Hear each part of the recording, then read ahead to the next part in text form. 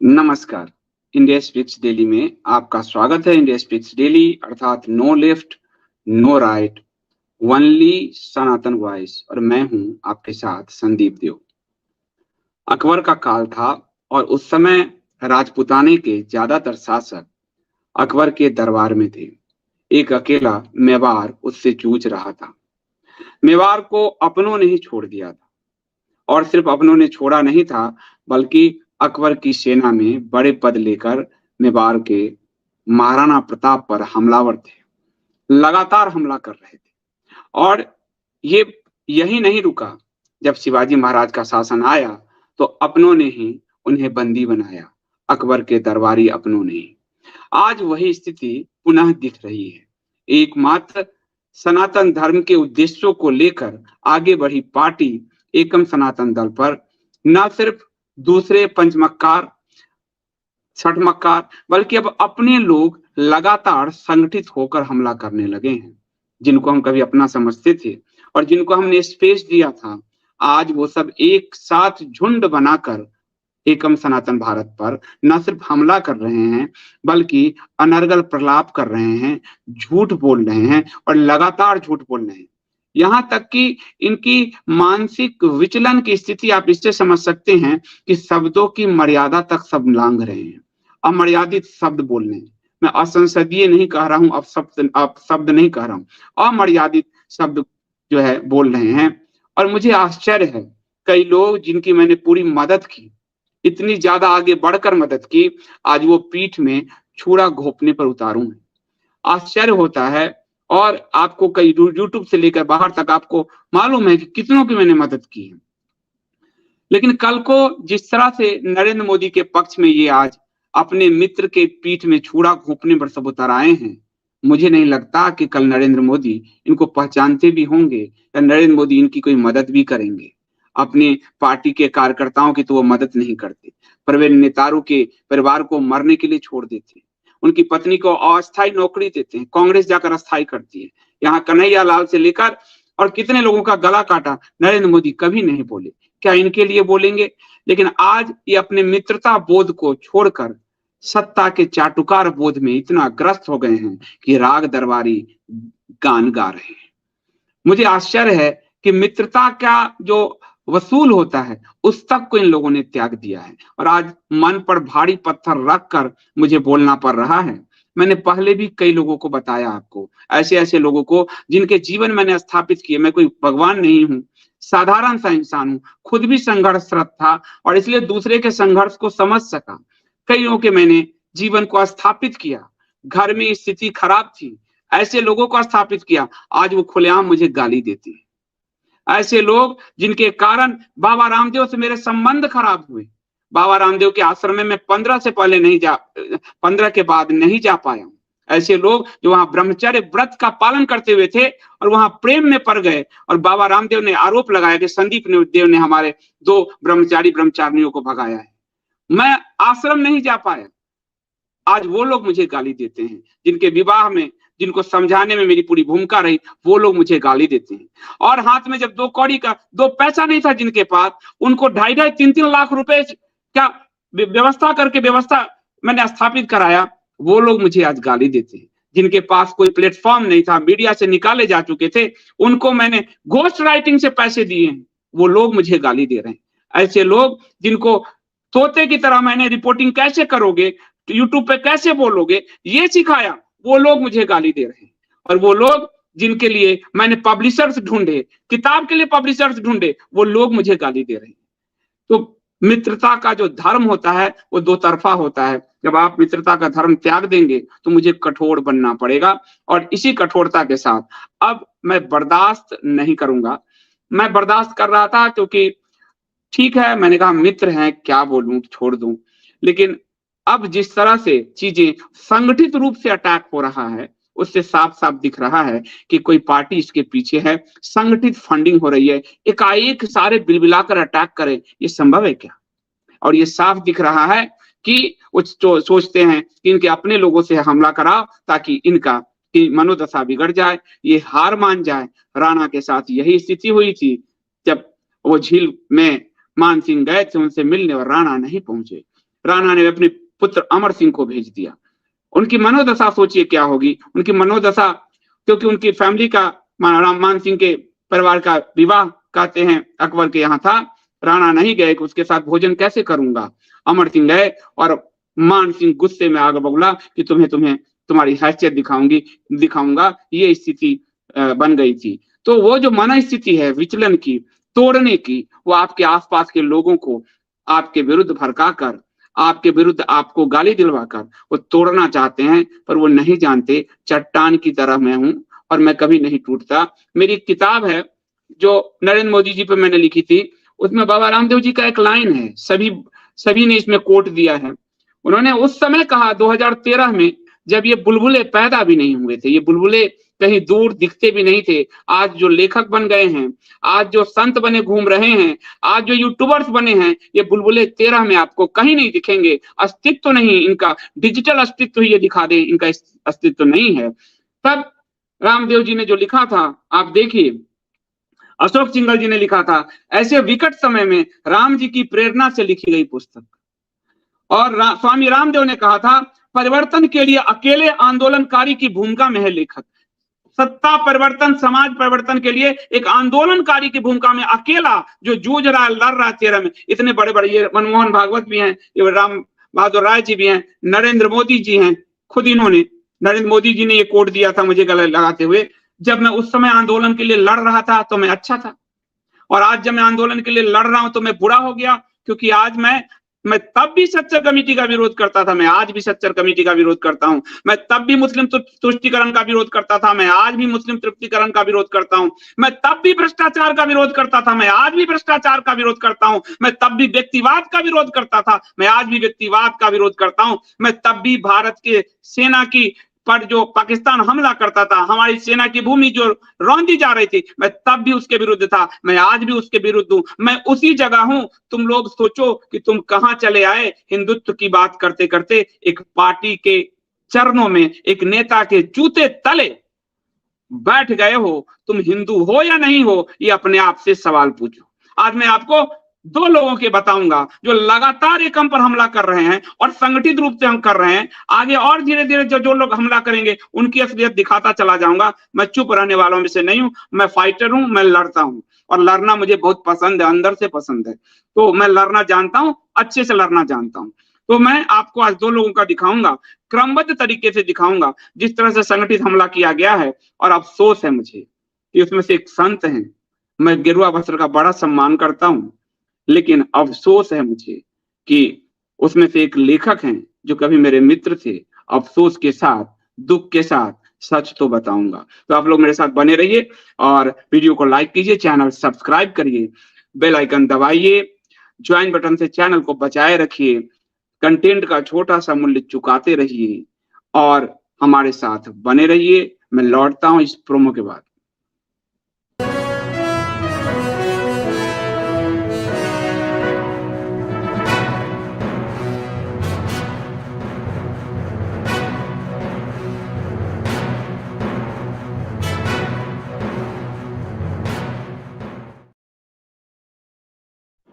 मैं आपको कहूंगा, धीरे धीरे करके मिंटू भी दिखाएगा। सबसे पहले स्वामी अमृतानंद जी, जिनका मैं बहुत सम्मान करता हूं और जिन्होंने गंगा जल लेकर हम लोगों के साथ शपथ खाई थी इस पार्टी के लिए, इस हिंदुत्व के लिए, सनातन धर्म के लिए।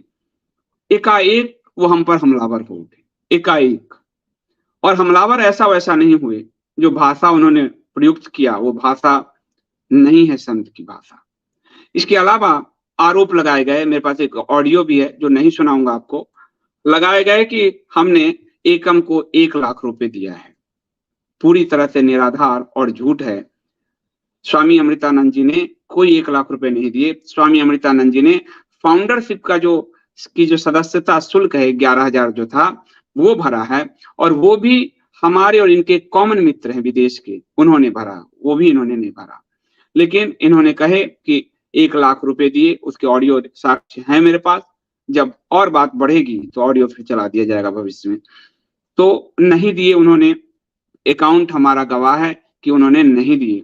इसके बाद हम पे हमला होने लगा।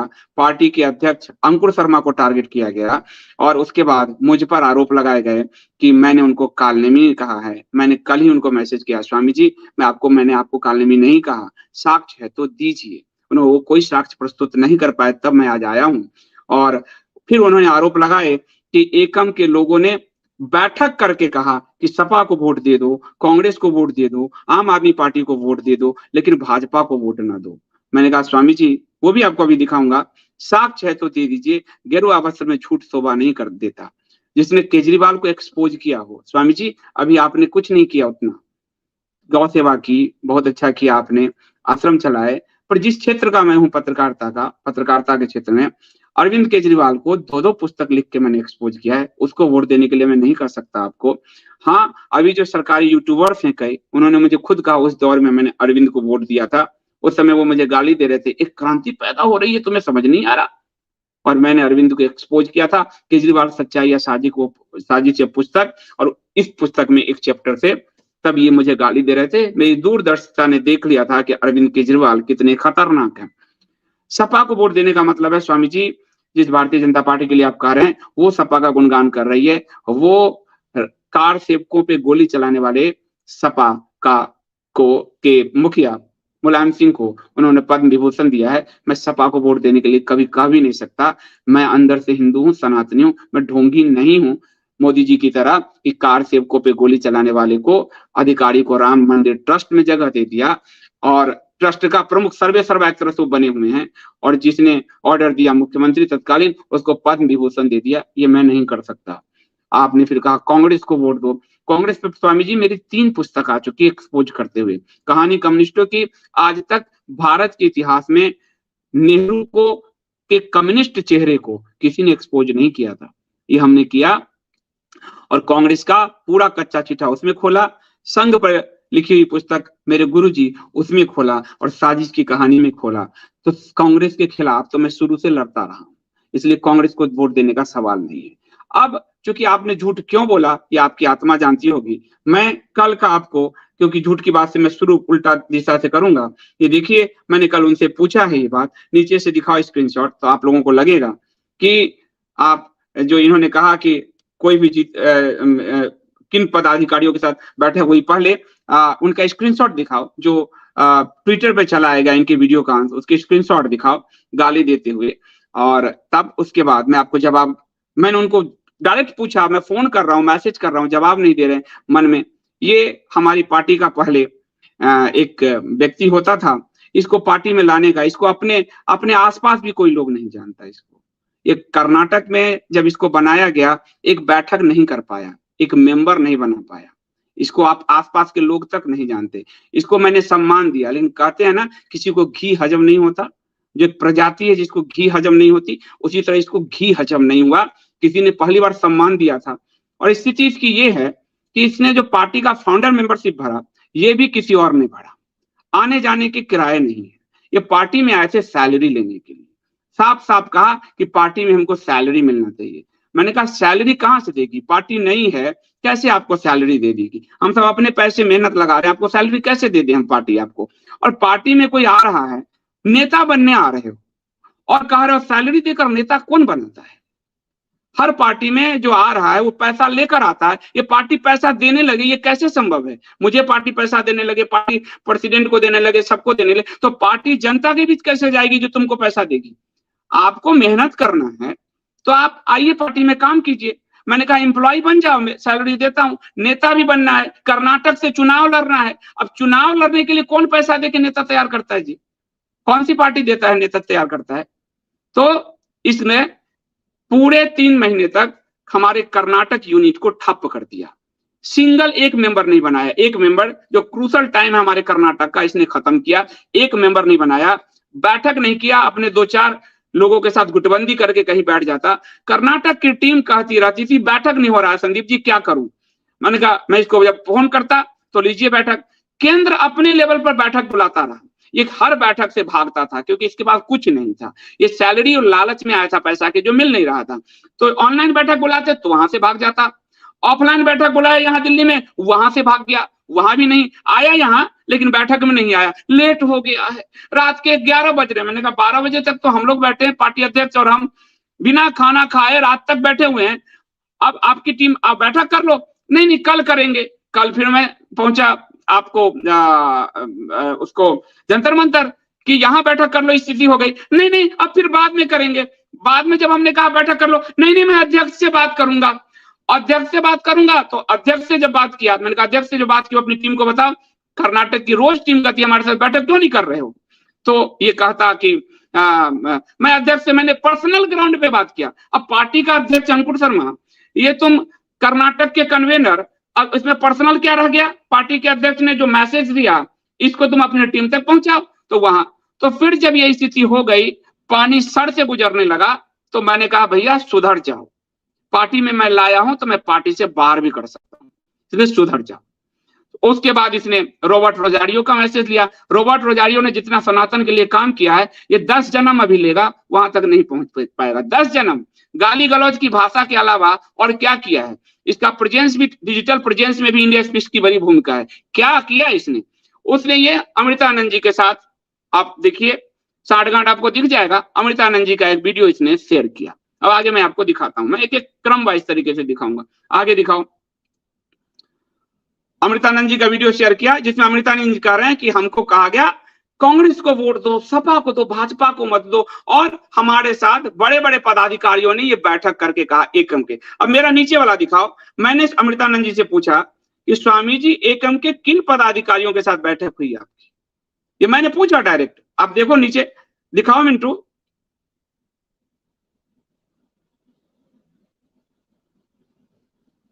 नहीं इससे पहले वाला दिखाओ। स्वामी जी एकम के किन पदाधिकारियों के साथ आपकी बैठक हुई, आपकी, और किसने यह बात कही कि कांग्रेस सपा आप जीते तो जीते लेकिन भाजपा को हराओ? ये देखिए मैंने मैसेज इनको किया है, इनके पास कोई जवाब नहीं है।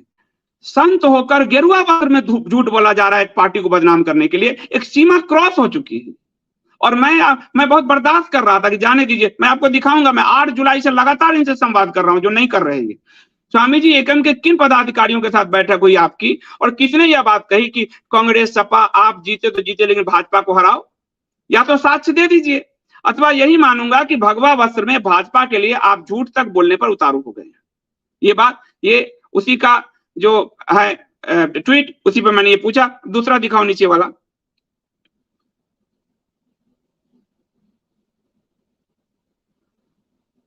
फिर मैंने उनसे एक और, ये जो फैलाया गया झूठ ट्विटर पे, और इन पूरी ट्रोल आर्मी झूठ फैला रही है, और आप तो मुझ पर भी आरोप लगा रहे हैं कि मैंने आपको कालनेमी कहा है। साक्ष्य दीजिए, अथवा दुख होगा कि भगवा वस्त्र में आप लगातार एकम को बदनाम करने के लिए झूठ पर झूठ बोले जा रहे हैं। ये देखिए ब्लू टिक है, उन्होंने पढ़ लिया है, कोई रिस्पॉन्स नहीं किया है। अगर इनके पास साक्ष्य होता तो मुझे देते कि संदीप जी मैं संत हूं, मैं झूठ नहीं बोलता, ये रहा साक्ष्य, आपके इन अधिकारियों ने बैठक की मेरे साथ। कोई साक्ष्य नहीं है। जब भी एकम के साथ इनकी बैठक हुई वो सार्वजनिक जगहों पे हुई है, उसी आश्रम में जहां पर हम लोगों ने हरिद्वार में प्रथम अधिवेशन किया। लोग हैं, कहीं गुप्त ऐसी कोई बैठक नहीं हुई है, कोई जानकारी नहीं। हाथ में गंगा जल लेकर शपथ खाए थे। कैसे गंगा जल को झूठ बनाया जाता है, सनातन धर्म की ये जो दुर्दशा है उसके पीछे आप कारण समझिए। माँ गंगा को कैसे झूठा बनाया जाता है हाथ में लेकर। अब इसको देखिए, आगे दिखाओ। अब ऊपर से दिखाओ जरा, ऊपर से। अब आपको ये देखिए, मैं लगातार ये जुलाई से कर रहा हूं, आपको देखिए 27 जुलाई का मैसेज है। अभी लाइव में हूं, फ्री होने के उपरांत कॉल कीजिएगा। स्वामी जी, स्वामी जी आपको मैं फोन कर रहा था, आप शायद व्यस्त हैं, समय मिले तो फोन कीजिएगा, धन्यवाद। मैं लगातार अब जुलाई से दिखा रहा हूं, आगे दिखाते जाओ। फिर मैं एकम में घुसे भाजपा के एजेंट के असली, स्वामी जी आपसे बात करनी है, कब करें? ये आप देखिए 28 जुलाई। आगे जाइए, ये देखिए, देखिए एक जो हमारी पार्टी का एक और पदाधिकारी है जिसके बारे में, जिसने इस्तीफा दिया, और इस्तीफा अपना जिस निजी कारण से दिया, वो निजी कारण मैंने बताया, लोग पूछ रहे थे उसके, लोग बार बार। और जब वो पार्टी पे हमला हो रहा है तो आप तो जवाब नहीं दे रहे हो कि आप किस लिए इस्तीफा दियो, और लोग कह रहे हैं निकाल दिया। तो लोग उससे पूछा तो मैंने कहा कि इस कारण से, वो उन्होंने पार्टी अध्यक्ष को कहा कि मैं विवाह करने जा रहा हूं ये, और विवाह तो बहुत सुंदर चीज होती है। उस पर जो है मेज पर उस सदस्य ने हमला कर दिया कि मेरी निजी बात थी। विवाह क्या, विवाह तो सार्वजनिक होती है। सार्वजनिक लोगों के बीच होती है, और ये तो अच्छी बात है, कोई गुचवाने वाली बात नहीं है। उस पर स्वामी जी ने अटैक किया कि अफवाह किसने फैलाई आपके बारे में। मैंने वो ट्वीट यहाँ करके कहा, स्वामी जी अफवाह नहीं फैलाई गई है, अंकुर जी को यही कारण सदस्य का नाम दिया है, उसने दिया है पार्टी पद का त्याग करने के लिए। त्याग पत्र में भी निजी कारण लिखा है। मैं साफ बोलता हूं, झूठ बोलना आता नहीं मुझे, जो कारण दिया वही बताया गया। स्वामी जी आप इस जब फुर्सत में हो तो बताइएगा, मैं आपको सच बताऊंगा। ठीक है, ये भी मैंने कहा, फिर जवाब नहीं, आगे दिखाओ। और पार्टी में कुछ लोग किस मंशा से घुसे थे आपको बताऊंगा। आप इन सबसे पहले मुझसे परिचित हैं, इसलिए विश्वास कीजिए इनकी हरकत सुनकर आपको भी दुख होगा जैसा मुझे हुआ है। इन सभी को पार्टी में लेकर मैं आया, सबको, और सबने मिलकर मेरी पीठ में छुरा घोंपा है। ये मैंने इनको कहा, तो बात कीजिएगा। अब देखिए, फिर आगे जाओ। और कल बात करते हैं, स्वामी जी ने कहा। जी स्वामी जी, स्वामी जी आपको प्रयागराज अधिवेशन में ससम्मान आमंत्रित करने के लिए मैं फोन कर रहा था। फिर 13 जुलाई का ये पहले का है, अभी लाइव में फ्री होने के उपरांत कॉल कीजिएगा स्वामी जी, मैंने फिर कहा। आगे जाइए। फिर मैंने पूछा कि आपको हमसे क्या शिकायत है जो लोग हमारे पर कर रहे हैं। इनका जवाब है, मुझे आप लोगों से कोई शिकायत नहीं है, ना मैं गुस्सा हूं। ये देखिए, इनके आज जो ये बात कह रहे हैं, ये इनके लिखित आपको बता रहा हूं। मुझे आप लोगों से कोई शिकायत नहीं है, ना मैं गुस्सा हूं। मैं अपने गुरुकुल के काम में व्यस्त हूं और मुझे राजनीति से कोई लेना देना नहीं है। कोई ट्रोलर आ जाता है तो उसको जवाब देना पड़ता है, लेकिन आप लोगों से कोई समस्या नहीं है। अगर कोई बात होती तो मैं सीधा कॉल करके बताता। इन्होंने कहा मैं इतनी बार फोन कर मैसेज दे रहा हूं, ये फोन नहीं उठा रहे, फोन करना फोन नहीं उठा रहे, मैसेज दे रहा हूं तो भी फोन नहीं कर रहे।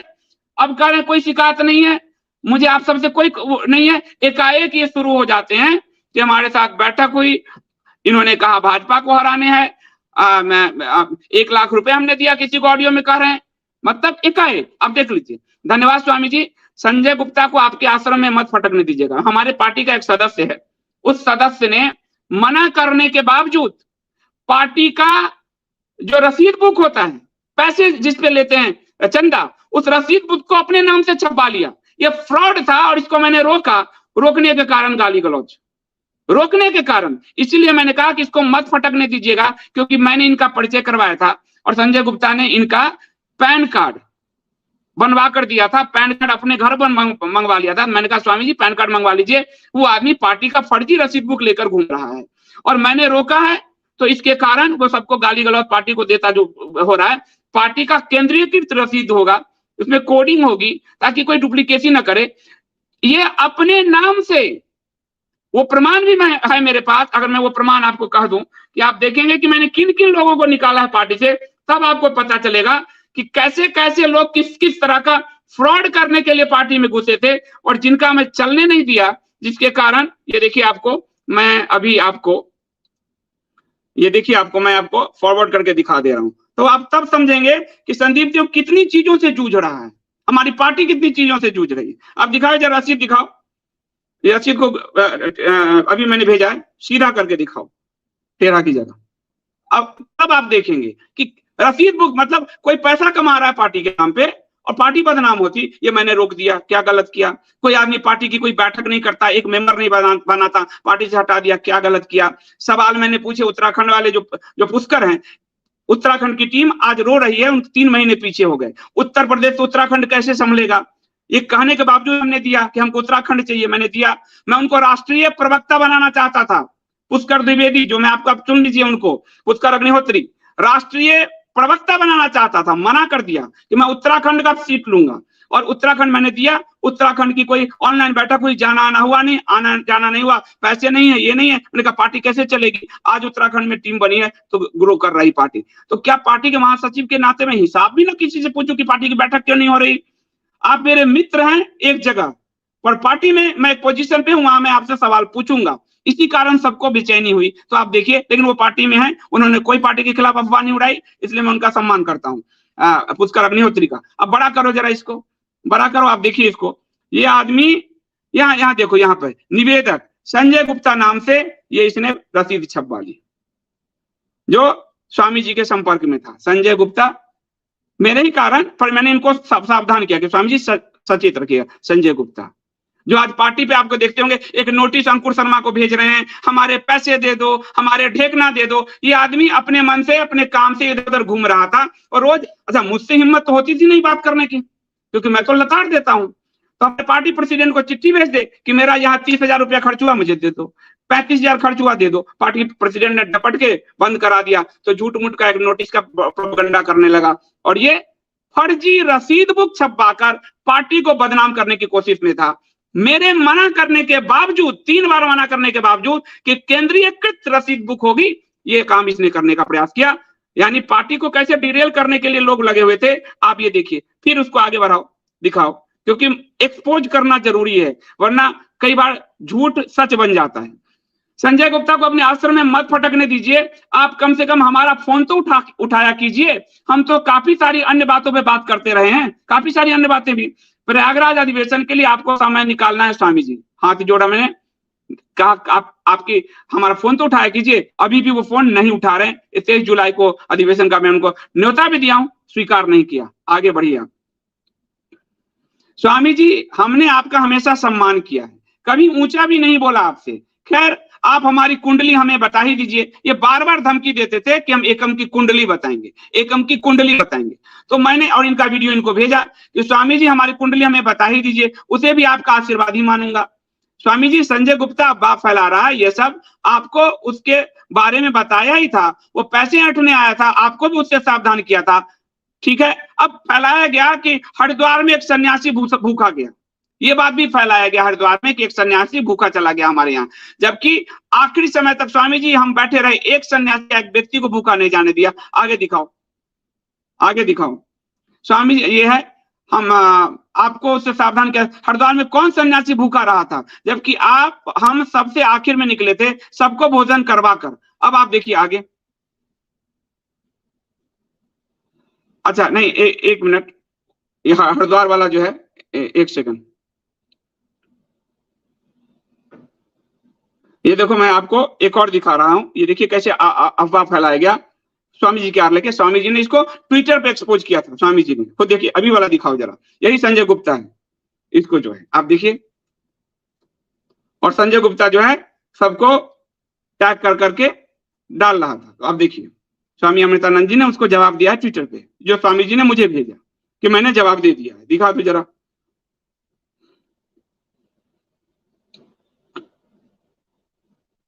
ये देखिए बड़ा संजय गुप्ता का। और मैं नाराज भी नहीं हूं। देखिए आज वो कह रहे हैं कि मैं पोल खोलूंगा, वो कह रहे हैं कि बैठक किया, और वो ये आपको देखिए कि मैं नाराज भी नहीं हूं। मैं अपने गुरु कुल के कार्य में व्यस्त हूं, अभी मैं कहीं से भी समय नहीं दे सकता। व्यर्थ वार्ता ना करें, मेरा जो कार्य है मुझे करने दे, हो सके तो गुरुकुल में सहयोगी बने, मैं आप लोगों का आभारी रहूंगा। वो संजय गुप्ता को कह रहे हैं। नीचे देखिए, बिल्कुल गलत है, हरिद्वार में कोई संत भूखा नहीं गया, मिथ्या आरोप नहीं लगाना चाहिए, स्वामी जी ने उसको कहा।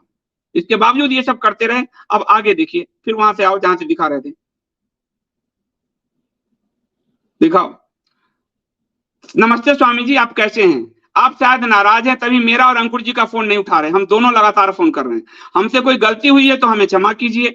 वह बैठक पूरी अब कहा गया, इनकी तरफ से एक ऑडियो भी है कि इनको दिल्ली की बैठक में नहीं बुलाया गया। दिल्ली में 18 तारीख की बैठक पार्टी पदाधिकारियों से उनको जो वर्क दिया गया था उसके बारे में था कि अभी तक आपने काम आगे कहां कितना बढ़ाया। पार्टी पदाधिकारियों की इनर बैठक में स्वामी जी को मैं कैसे क्या बोला था, अब बताओ। इनके पास कोई जवाबदेही तो थी नहीं पद का। वहां पदाधिकारियों से जिसमें मैंने आपको बताया, वो कर्नाटक वाला जो है, वो जो वहां बैठक में आके भी बैठक में नहीं भाग लिया, सबको सुबह से रात तक बैठक होती रही, कि हमने यही बताया कि आप पार्टी के जो पदाधिकारी हैं, वो 3 महीने या 2 महीने जो हुआ है, अब तक क्या काम बना है, आपने टीम कितनी बनाई है, कितने पदाधिकारी बनाए हैं, आपका मेंबरशिप कितना ड्राइव चला है, फंड कलेक्शन का क्या अभियान चलाया है। अब इसमें स्वामी जी को मैं क्या बताता। अब आप सोचिए, हमसे वह बैठक पूरी तरह से पदाधिकारियों की थी, जिसमें आपको बुलाना आपके सम्मान के अनुरूप नहीं था। अब वहां मैं इनको कहां बैठाए रखता। ऑफिस बन रहा था, पंखा है नहीं, लाइट है नहीं, इस स्थिति में हमने पार्टी को खड़ा किया है। जो है वो टेंट हाउस वाले 2-3 पंखे लगाए गए थे, सब कुछ। इनको मैं क्या बुलाता बैठक में, इसके लिए युगोपाल के बैठे हैं। जंतर मंतर पे कहा कि मंदिर आंदोलन में नहीं बुलाया, जंतर मंतर में उससे पहले 144 लगी थी खिलाड़ियों के कारण, जो खिलाड़ी हैं सब जो प्रदर्शन कर रहे थे कुश्ती वाले, उनके कारण 144 लगी थी। तो जंतर मंतर में परमिशन नहीं दिया जा रहा था। जंतर मंतर में उस 144 का जो पहला परमिशन हमें ही मिला, रात में जाकर मिला, हमें मिलेगा या नहीं ये भी नहीं क्लियर था। और सरकार ने परखने के लिए कि हमारी क्षमता कितनी है, हमें एंड टाइम पर दिया परमिशन। और आपने फोटो देखा होगा जंतर मंतर का, पूरा चारों तरफ पुलिस और फोर्स से घेर दिया। वहां पर हम अपने पदाधिकारी हम लाठी खाते पिटते, स्वामी को, एक संत को कैसे लाठी खिलाने बुला ले हम। तो मैंने लिखा जंतर मंतर पर पुलिस परमिशन भी हमें एक दिन पहले मिली, यदि नहीं मिलती तो टकराव होता, इसलिए वहां भी आपको बुलाना उचित नहीं हुआ। कैसे मैं एक सन्यासी को लाठी खिलवा देता जिसके लिए युगो पाले बैठे हैं। परमिशन की बैठक है, 19 की बैठक में परमिशन दे नहीं रही सरकार, और वहां में इनको बुला लेता। इतना बड़ा ईगो। अरे संन्यास तो स्वयं के शरीर तक का दान करना होता है, अहंकार का दान करना होता है, इतना बड़ा ईगो बेमतलब की चीजों पे। अब आगे देखिए आप, आगे जंतर वही जो है, मुझे मालूम है कि आपको हमारे विरुद्ध कुछ लोग भड़काने का प्रयास कर रहे हैं। ये वो लोग हैं जो पहले दिन से पार्टी में धन उगाना चाहते थे। प्लीज ऐसी लोगों की बातों में ना आए, ये मैंने कहा। जो बात भी है आप सीधे मुझे बताइए, आपकी आज्ञा शिरोधार्य है। 23 जुलाई को प्रयागराज में बड़ा अधिवेशन है जिसमें साधु संत आ रहे हैं। फिर मैं कह रहा हूँ, फोन कभी नहीं उठा रहे। ये मैसेज मैं तब कर रहा हूँ जब मैं फोन कर करके थक जाता था, तब मैसेज करता था, जिसको ये पढ़ रहे हैं लेकिन जवाब नहीं देते। कभी मैं लाइव में हूँ, कभी मैं नहीं हूँ, ऐसे लाइव में हूँ करके। देखिए पहले दिन से पार्टी से 23 जुलाई को है, आपको उत्तर प्रदेश के कन्वीनर पुष्कर द्विवेदी जी फोन करके आमंत्रित करेंगे। मेरा फोन उठाइए स्वामी जी, हमारे रिश्ते किसी के कहने से टूटने वाले नहीं है, यहां तक मैं कह रहा हूं। पुष्कर जी ने भी बार बार अभी फोन किया, नहीं उठाते, अंकुर भी नहीं उठाते। मन अगर साफ हो, तभी निर्मल हो, तभी तो उठाओगे। मैं तो किसी का भी फोन उठा लेता हूँ, किसी से भी झगड़ा हो तो भी आज फोन करो मैं उठा लेता हूँ, क्योंकि मेरा मन निर्मल है, साफ है। किसी से आप देख लो, अगर आप कहोगे, आपको उदाहरण दिख रहा है कि यति जी के साथ मेरा पर्सनल कुछ हुआ, लेकिन यति जी को फोन करके मैंने अपने शो में बुलाना था, मैंने बुलाया। मेरा तो किसी से दिल टूटता ही नहीं रिश्ता। तोड़ने वाले अपनी तरफ से तोड़ते हैं, मैं नहीं तोड़ता कभी किसी से रिश्ता। आगे देखिए, और इसलिए सबने तोड़े हैं, सबके असलियत, घर जिनके चले हैं पैसे तक नहीं थे, वो आज मुझे गाली दिए फिर रहे हैं, कमाल हो रहा है। उन सबके रिश्ते भी कभी खोलूंगा आपको, डिटेल सबके हैं। फिर मैंने कहा मेरा फोन, आज से मेरा राजस्थान का दौरा है, 9 को जयपुर में बैठक है। आप यदि अपने किसी प्रतिनिधि को भेजेंगे तो हमें बहुत प्रसन्नता होगी। ये कह रहे थे राजस्थान में, भरतपुर में हमने काफी काम किया है, भेजेंगे। पूरी पार्टी, मैं अंकुर जी अपने फंड, लोगों को यहां लगता है कि बहुत सारे फंड आ गए और बहुत सारे पदाधिकारी इस तरह से जो सैलरी मांग रहे थे, उनको मालूम नहीं है कि हम लोगों को पार्टी चलाने में कैसे हम चला रहे हैं, किस तरह से चला रहे हैं। अपने पैसे मैं, अंकुर जी और अब धीरे धीरे सब पदाधिकारी भी प्रति महीने दे दे के हम लोग पार्टी अपना चला रहे हैं। हमें कोई किसी फोर्ड से फंड नहीं आने वाला। भाजपा ने अपने विदेशी फंड को छुपाने के लिए 18 में बिल लेकर आई, वो हमारे पास विदेशी पैसे नहीं है, ये साफ बता रहा हूं। और ये लोग ऐसे में, ये लोग सैलरी मांगते हैं, गाड़ी ड्राइवर मांगते हैं, हम कहां से देते इनको। इसलिए बौखलाहट में ये लोग हमारे विरुद्ध दुष्प्रचार में उतरे हुए हैं। लिखित में मैं दे रहा हूं, इस तरह से टॉर्चर करने का काम किया। ये जो कुछ लोग जो पार्टी में आए थे पद लेने के लिए, वो पैसे के लालच में आए थे, जासूसी करने आए, पैसे के लालच में आए, और यहाँ पैसे तो मिल नहीं रहा। पैसे मिल नहीं रहा तो बौखला के गाली गलौज पे उतर आए। मतलब सबको ये लग रहा है ये, और आप कहते हो ना धर्म की लड़ाई, अरे ये धर्म की लड़ाई बाद में लड़ेंगे, ये पैसे के लिए सब आए हुए थे, पैसे के लिए सब आए हुए थे, कोई धर्म के लिए नहीं आया था। आपसे सच में बता रहा हूं, ये आपको उदाहरण है। आगे उसके बाद ऑफिस निर्माण के लिए भी फंड में लेकर आया हूं, जिससे उसे हम लोग बना रहे हैं। कहां से हमारे ऑफिस को बदनाम किया गया। 20 लाख खर्च करता है, 30 लाख खर्च करता है, हमें सैलरी नहीं देता। अरे मैं तो 2 करोड़ 1 करोड़ खर्च कर देता, क्योंकि बड़ी सोच से बड़ा पार्टी बनता है। पान की गुमती में बैठकर हम पार्टी नहीं चला सकते। अगर हम राष्ट्रीय लेवल पर सनातन धर्म, जहां के भगवान सोने का मुकुट पहनते रहे हो, राम और कृष्ण, वहां में, और मुझे तो अभी पैसे नहीं है, इस दफ्तर को और देखना, मैं 10 करोड़ और खर्च कर देता हूं। बड़ी सोच से बड़ा कोई बनता है, छोटी नीची हुई गिरी हुई सोच से कोई बड़ा नहीं बनता। तो मैं फंड हम लोग कैसे कैसे लेकर आ रहे हैं वो हम जानते हैं। और उसके बाद आप देखिए, जो लोग पार्टी से हटे हैं, 2-2 महीने में एक भी मेंबर नहीं बना पाए। 2 महीने हो गए, एक मेंबर नहीं बनाया, ना 1 रुपए का फंड लेकर आए कहीं से। बस उन्हें पैसे चाहिए था, उनका धर्म से कोई मतलब नहीं है। आप जानते हैं मैं किन लोगों के बारे में बात कर रहा हूं, ये मैं बार बार कर रहा हूं, इसके बाद भी इनका फोन नहीं आया, ना फोन ना मैसेज, आप देखते जाइए।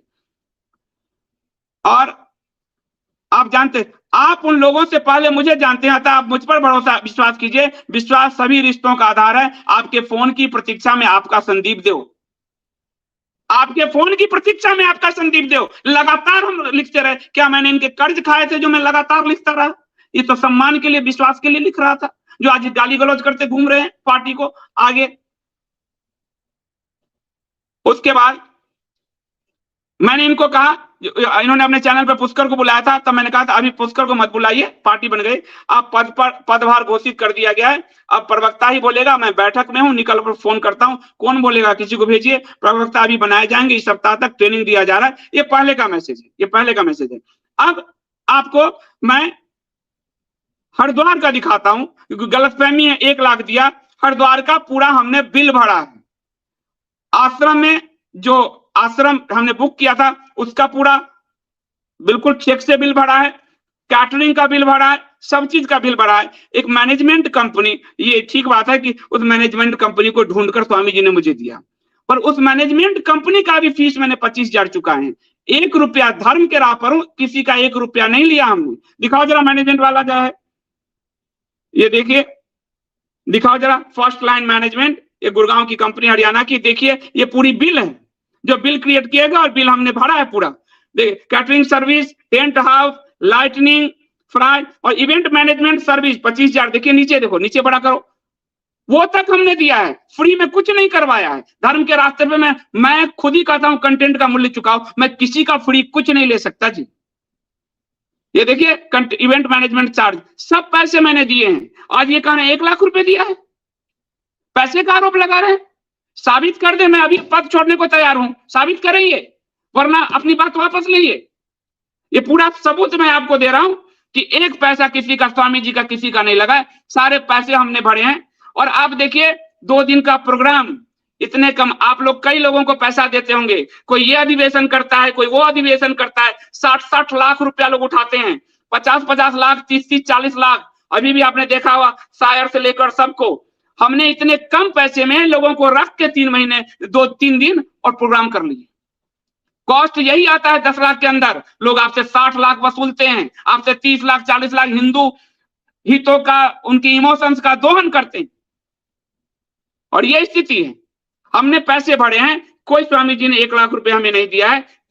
ये मैं आपको इसका खंडन करता हूं कि 1 पैसा नहीं दिया। आप नीचे और देखिए, जो रफ बिल जो बनाया गया वो सब बिल भी है, आप देखिएगा, कैटरा का अलग बिल, इसका अलग बिल, ये सब सारा जो है, तो ये सारा बिल हमने पूरा उनको भरा है। आप देख लीजिए इस चीज को, ताकि आपको ये लगे कि मैं बिल के साथ बात कर रहा हूं। इसके बाद स्वामी जी जब गंगा अंदर, आप ये देखिए आपको, ये आपको जो आश्रम है वो भी फ्री नहीं है। आश्रम का ये कागज देखिए, चेक बुक है, एडवांस बुकिंग था 50,000 करके, और 2.25 लाख के आश्रम हमने बुक किए थे, और आश्रम का मैंने पैसा भरा है पार्टी से। देखिए आप, एकजुट जम्मू के पार्टी से अकाउंट से गया पैसा, किसी ने 1 रुपया नहीं दिया, अठन्नी नहीं दिया है किसी ने, और आरोप लगा रहे हैं 1 लाख रुपया दिया है। हम धर्म के राह पे हैं, मुफ्त में कुछ चीजें नहीं करते हैं। मैं तो कंटेंट का मूल्य मांगता हूं भाई महाराज जी, मैं तो कहता भी नहीं चंदा दो, दान दो। पार्टी के लिए जरूर कहता हूं आप चंदा दो, क्योंकि पार्टी दान से ही चलती है, उसकी पूरी व्यवस्था चंदा से ही चलती है। तो ये हमने आश्रम के बिल भी भरे हैं, आपको दिखा दिया, कैटरिंग के सबके बिल दिखा रहा हूं मैं आपको, सारा भरा है। गंगा स्नान में जो हम गए वहां पे, वहां जो दरी लिया, चटाई लिया, चटाई के भी महाराज जी ने कहा ऐसे यार कोई बात नहीं, मंदिर का है कोई नहीं, तो मंदिर में हम 500 रुपए देखे आए। पानी का जो बोतल होता है गंगा जल लेने के लिए, वो भी लिया, वो नहीं ले रही थी। नहीं आप महाराज जी के साथ है। मैंने कहा नहीं, मेरी पत्नी ने, हम दोनों धर्म का पालन करते हैं, दान भी करते हैं, सब करते हैं। 500 रुपए दिया, वो पैसे नहीं ले रहे थे, 1 रुपया भी नहीं जानते, और 1 लाख रुपए का आरोप लगा रहे हैं। अब ये पूरा प्रोपगंडा किया गया, यानी पार्टी को, जो पार्टी 7.5 लाख करोड़ का घोटाला किया है, उसको दबाने के लिए, उसके पक्ष में माहौल बनाने के लिए, हमें भ्रष्टाचारी साबित करने के लिए एक संत को उतारा गया, एक साधु को उतारा गया, गेरुआ वस्त्र में उतारा गया, कि कहेंगे ताकि लोग भरोसा कर लेगा। तो वो भूल गए कि यहाँ एक एक चीज साफ साफ सफेद मनी में काम होता है। सब कुछ की रसीद है, बिल है, सब है। अब ये जब हुआ तो कुछ लोगों ने अभियान चलाया, दिखाओ। उस अभियान में हमारे मित्र ओमेंद्र रतन जी उतरे। अब आप देखिएगा, और ये पूरा बीजेपी सब उतरेगा। नीचे का दिखाओ, नीचे का दिखाओ जरा, वो एडजस्टर, ये जो रोज नाटक करता है, ये आर अग्रवाल, ये मुंह छुपाता चलता है। आपको याद होगा टेलीग्राम पे मुंह छुपा रहा था। मैंने कहा सामने से बोलो ना, मुंह क्यों छुपा रहे हो? तो मुंह छुपाने वाला जो है ये स्वामी जी फेकम दलालम, सनातन को दलाल पार्टी ये लोग घोषित किए हुए घूम रहा है। जहां कांग्रेस, ये देखिए, आपको मैंने बता दिया, महाराज जी से मैंने पूछ लिया, स्क्रीनशॉट आपको दे दिया कि बताइए किसका साथ बैठा, कोई झूठ मत बोलिए, कोई जवाब नहीं इनके पास। आप दिख गया आपको। अब इसी पे आप देखिए ओमेंद्र रत्नू उतरे। कोई ऐसे नहीं उतर रहा, सब उतर रहा। और अमर्यादित भाषा, देखिए ओमेंद्र रत्नू का ट्वीट दिखाओ, ओमेंद्र रत्नू का ट्वीट दिखाओ। पहले उनके नीचे मेरा, ये तो मेरा है, हाँ, ये लिख रहे हैं, इनको पूरी तरह से सहमत हुई इनसे। एक विशुद्ध हिंदू राजनीतिक दल आज की अस्तित्वगत आवश्यकता है, किंतु कांग्रेस व दुष्टवामी देशद्रोहियों को जिताकर भाजपा को हराना कहां का हिंदुत्व है। वैसे भी इन लोगों को एक हिंदू राजनीतिक विकल्प खड़ा करना था। ध्यान से देखिए, यहां से आपको झूठ पकड़ाएगा।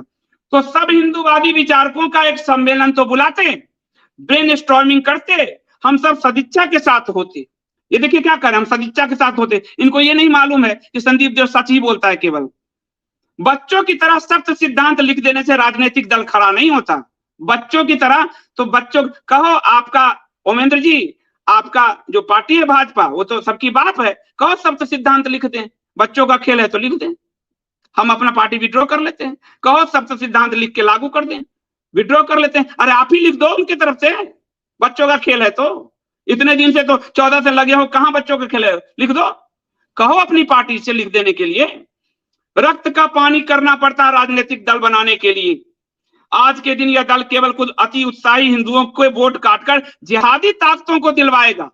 ध्यान दीजिए, सत्ता के बिना भी ये लोग हिंदू धर्म को समाप्त करने की खुली घोषणा कर रहे हैं। यदि इन मूर्खों के कारण, ये शब्द देखिए, ये ओमेंद्र रत्नू, और मैं आज आपको बता रहा हूं, इनकी महाराणा पुस्तक का पब्लिशर प्रभात प्रकाशन, मैंने ढूंढ के प्रभात प्रकाशन से मैंने बात किया है। आज जिनको ये मूर्ख कह रहे हैं, वो मूर्ख होता तो आपके लिए बड़ा पब्लिशर नहीं ढूंढता। आपका मित्र जो छापना चाह रहा था नहीं छाप पा रहा था, बड़ा पब्लिशर मैंने ढूंढ के दिया, जिसको आप मूर्ख कह रहे हो। हमारी पार्टी में हर व्यक्ति को मूर्ख कह रहे हो। एक वकील है जो केस लड़ता है, आपका उतना बड़ा अभी तक स्टेचर नहीं हुआ है ओमेंद्र जी। हो सकता है अंकुर शर्मा आपसे छोटे हो, मेरे से भी छोटे हैं, लेकिन रोशनी एक्ट खत्म कराने का ये स्टेचर आपके अंदर नहीं है। और धर्मांत फंड के साथ कितना काम कर रहे हो, उसकी ऑडिटिंग होनी चाहिए, मैं मांग करता हूं। अभी पूरा आपका जो जोधपुर में हुआ, जैसलमेर में हुआ, दिल्ली में हुआ, धर्मांत फाउंडेशन ने कितनों को बचाया, इसकी मांग होनी चाहिए। हिंदुओं का पैसा गया है उसमें, ये ऑडिटिंग होनी चाहिए इसकी। और आप कह रहे हो आज भी कांग्रेस के बनाए कानून से ही हिंदुओं को नागरिकता, पाकिस्तानी हिंदुओं को नागरिकता दिला रहे हो। एंटी सीए, आज तक सीए लागू नहीं हुआ। कांग्रेस के बनाए कानून, 50 के दशक के कानून से ही अभी भी उन हिंदुओं को, पाकिस्तानी हिंदुओं को भारत में नागरिकता के लिए आप जय भाई से प्रयास कर रहे हो, जिसके लिए मैं सैल्यूट करता हूं। अभी भी आपकी भाजपा एंटी सीए लागू नहीं कर पाई, 8 बार संसद के अंदर से भागी है। और ये मैं तब बोल रहा हूं जब आप मूर्ख शब्द जैसा उपयोग कर रहे हो, अमर्यादित भाषा का उपयोग कर रहे हो। और वो कह रहे हैं इन मूर्खों के कारण भाजपा हारी, तो कांग्रेस दौड़ा कर मारेंगे हिंदुओं को। देखिए भाजपा को वोट दिलाने के लिए ये आदमी कितना झूठ बोल रहा है। आज भाजपा के अल्पसंख्यक मोर्चा के सदस्य रियाज अख्तारी ने इसी राजस्थान में जहां ये हैं, कन्हैयालाल का गला रेत कर मारा। किसने दौड़ा कर मारा? भाजपा के कार्यकर्ता ने दौड़ा कर मारा, और संख्यक के कार्यकर्ता ने दौड़ा के गला काटा। प्रवीण नेतारू का गला किसने काटा? धर्म साहू का गला किसने काटा? 650-700 लोगों को मारे गए हिंदुओं को, किसके शासन में? इन पूरे 8 साल में 700 हिंदुओं को गले काटे गए, मारे गए, किसके शासन में? आज हिंदू का पलायन हो रहा है कश्मीर से। कश्मीर में टारगेट किलिंग में जो मारा गया है हिंदू, 23-24 हिंदू, वो किसके शासन में हुआ है? ओमेंद्र जी क्यों डरा रहे हो हिंदुओं को?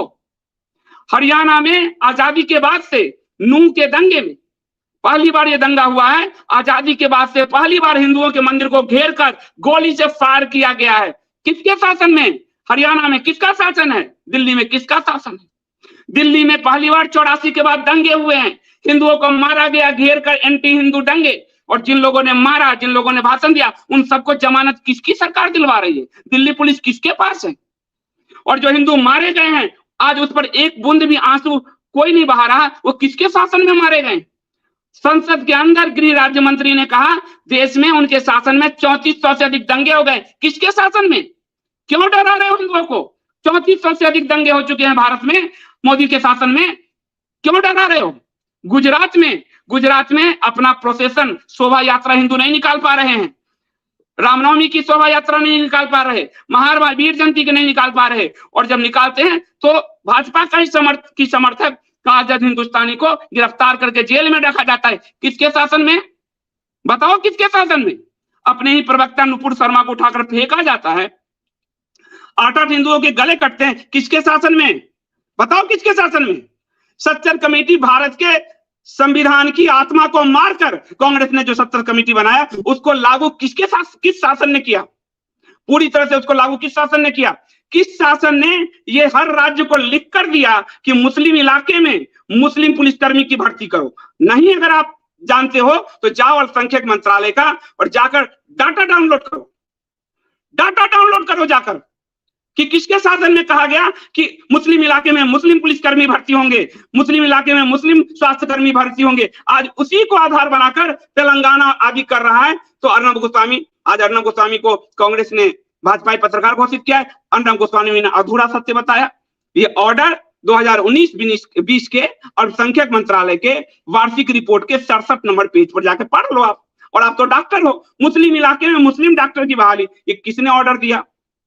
किसके शासन में ऑर्डर दिया गया? 67 साल में सरकारी नौकरी में सिर्फ 5% मुस्लिम थे। 10% किसके शासन में हुए? 10% किसके शासन में हुए? बताइए जरा। IAS IPS में, सिविल सर्विसेज में 2.5% मुसलमान थे। ये 5% मुसलमान किसके शासन में हुए? 2003 के बाद कश्मीर में का सबसे बड़ा नरसंहार किसके शासन में 2022 में हुआ? ये क्या बोल रहे हो? क्यों हिंदुओं को डरा रहे हो? कांग्रेस के समय भागलपुर दंगा, ध्यान दीजिए आप, कांग्रेस के समय भागलपुर दंगा हिंदुओं ने मारा चढ़ के। कांग्रेस के समय मेरठ मलियाना हिंदुओं ने मारा। उस मेरठ मलियाना वाले को सजा आप जानते हो उमेंद्र जी किसने दिलवाए हैं? भारतीय जनता पार्टी के सांसद सुब्रमण्यम स्वामी ने उन पुलिसकर्मियों को। 84 के दंगे में एक हिंदू मरा था सिर्फ। उस 84 के लोगों को सजा किस सरकार में मिली है? मोदी सरकार में। हिंदुओं को क्या बोल रहे हो? क्यों गुमराह कर रहे हो जनता को? और ये मैं इसलिए पूछ रहा हूं कि मूर्ख कह रहे हो तो फैक्ट दे रहा हूं। जरा मेरी मूर्खता के साथ, अगर मैं मूर्ख हूं तो मेरे चैनल पे आओ, जरा डिबेट कर लेते हैं। अगर हमारी पार्टी के सारे लोग मूर्ख हैं तो आओ ना डिबेट करते हैं। आपकी खुद की महाराणा किताब में कई फैक्चुअल मिस्टेक मैंने सही करवाए हैं। सच बोलो, अगर मैं मूर्ख होता तो आपको फैक्चुअल मिस्टेक में आपका सही करवाता। मित्रता की पूरी मर्यादा रौंद चुके हो। आप उसी तरह हो चुके हो जो राणा के साथ गद्दारी करने वाले लोगों ने किया। उस श्रेणी में खड़े होगा महेंद्र रत्नू। ये मैं आज आपको कह रहा हूं और मैं आपको फैक्ट दे रहा हूं। आप देखिए इस बात को। ये कह रहे हैं कि हम लोगों से, ये देखिए वार्षिक रिपोर्ट देख लीजिए। हिंदुओं को मरवाने वाले के पक्ष में क्यों ये खड़े हैं, ये मैं आपको फैक्ट दे रहा हूं। ये मैंने लिखा है, आप देखिए फैक्ट। भाई साहब, चूंकि आपने एकम सनातन भारत दल पर अप्रत्यक्ष रूप से सीधे प्रहार और मूर्खों जैसे अमर्यादित शब्द से कटाक्ष किया है, कुछ झूठ लिखकर जनता को भ्रमित करने का प्रयास किया है, तो सम्मान के साथ मैं कुछ फैक्ट पब्लिक फोरम में रख रहा हूं। अब आप फैक्ट देखिए। इन्होंने कहा ये हिंदू हितैषी थे तो हमसे बात करते, ब्रेन स्टॉर्मिंग करते। अब आप देखिए, पार्टी के गठन से करीब 1 साल पहले इनको, इनके मित्र जय भाई को सारे हिंदू विचारक, कौन हिंदू विचारक ने जिसके यहां मैं नहीं गया हूं, जिससे मैंने बात नहीं किया है? मैं बात कर करके थक गया, लेकिन भाई साहब भाजपा नहीं तो कौन, कांग्रेस आ जाएगी, ये भी ये कहने वाले हैं। 1 साल से दौड़ रहा हूं मैं। एक बैठक मैंने मधु किस्तर दीदी के घर पे बुलाई, सभी लोग आए थे, ये लोग नहीं आए थे। आज ये खुलेआम झूठ लिख रहे हैं, महाराणा के नाम पे झूठ बोल रहे हो। ये लोग नहीं आए थे। अब फिर जयपुर में बैठक की बात हुई, जय भाई ने भी कहा, इन्होंने, संदीप भाई पार्टी बनाना आसान नहीं है, जयपुर में एक बैठक करते हैं। मैंने कहा कभी भी रख लो। कभी भी हम आ जाते हैं, मैं समझाता हूं कि पार्टी क्यों जरूरी है, फोन करता रहा, जयपुर में भी बैठक नहीं हुई। उसके बाद ये जम्मू गए, जम्मू में पनून कश्मीर के अध्यक्ष अजय चिरंगू जी और अंकुर शर्मा से इनकी लंबी वार्ता हुई।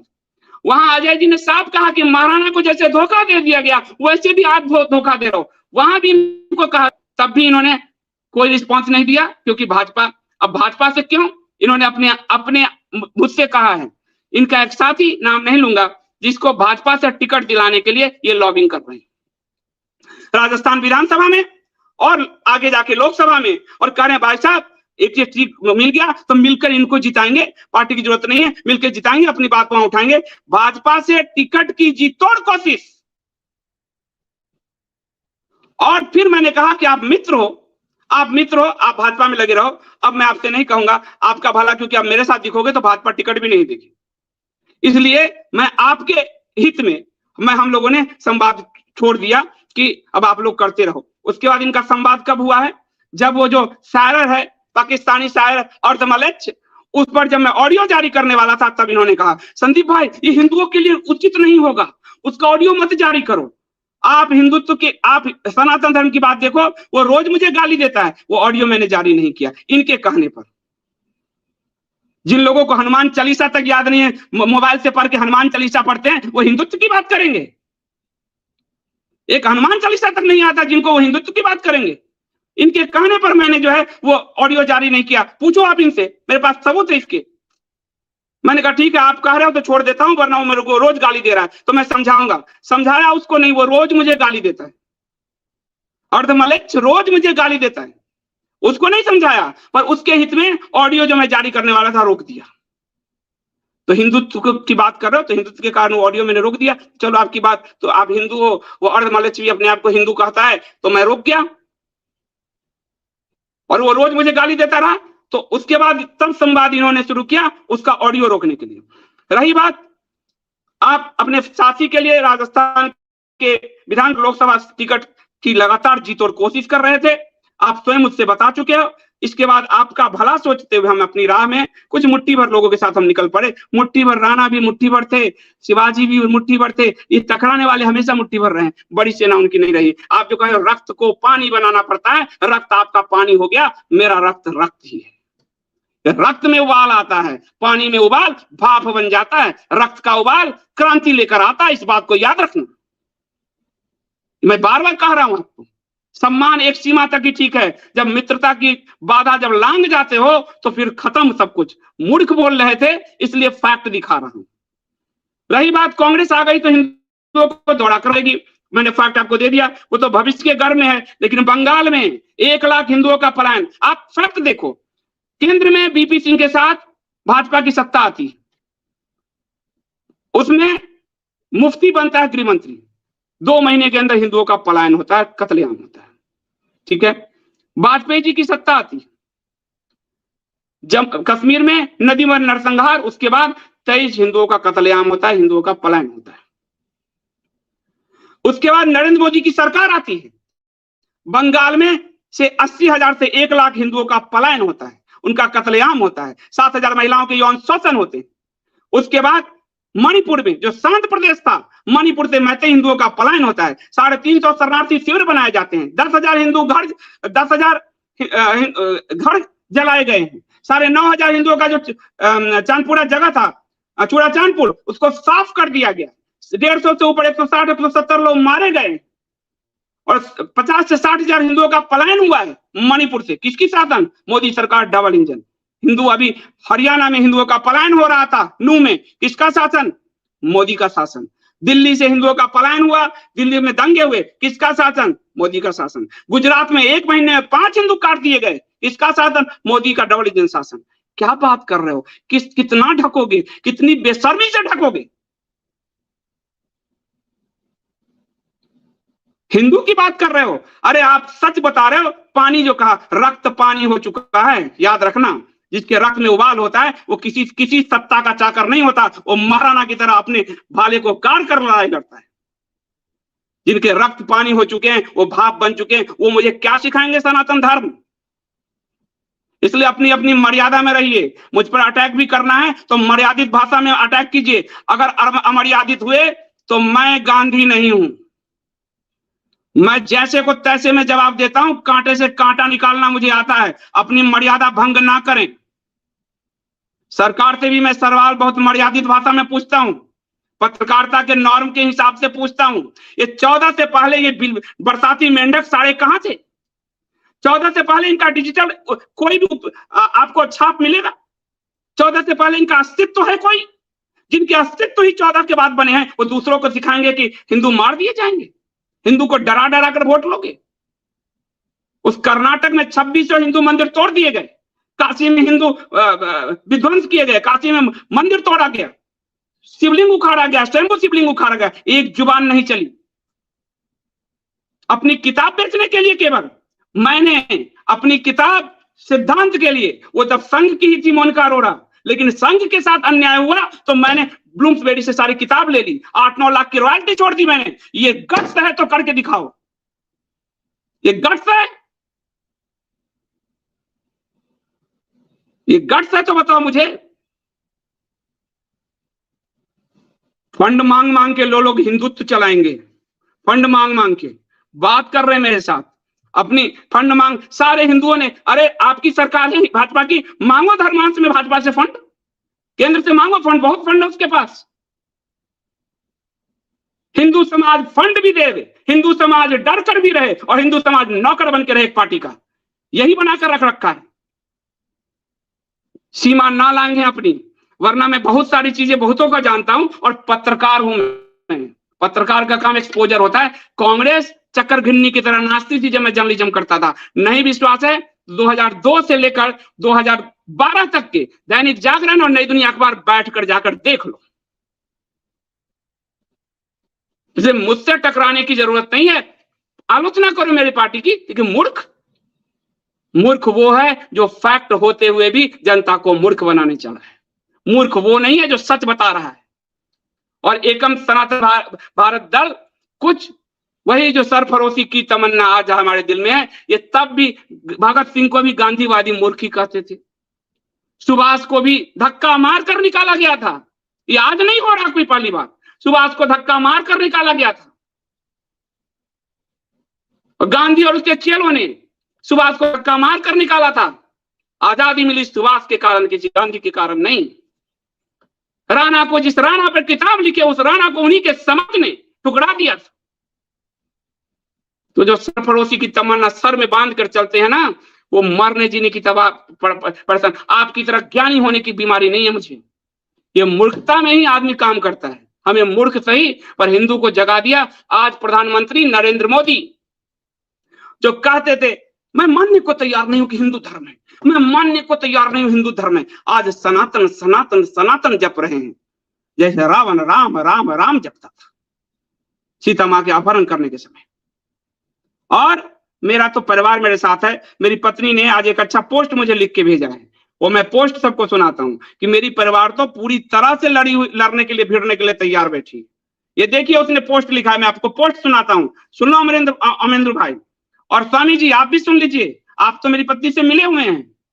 वो वीरांगना है, वो डरने वाली में से नहीं है कि आप हमें कोई डरा दोगे और हम चुप रहेंगे।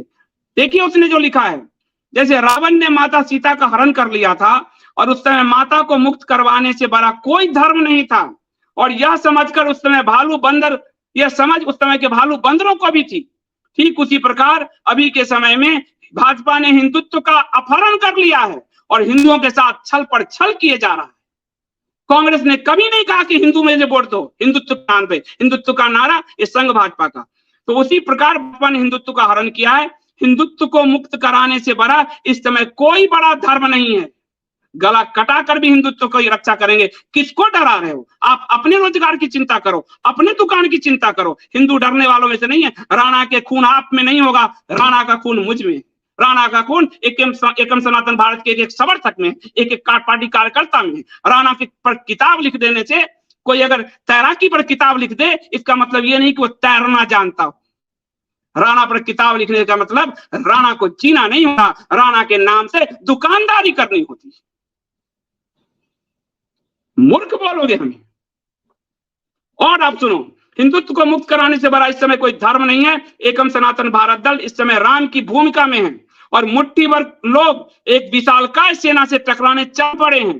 कुछ समय बाद रावण के परिवार वालों को यह एहसास हो गया था कि वीर होने से कुछ नहीं होता, सेना विशाल होने से कुछ नहीं होता, अगर धर्म आपके साथ नहीं है तो हार निश्चित है।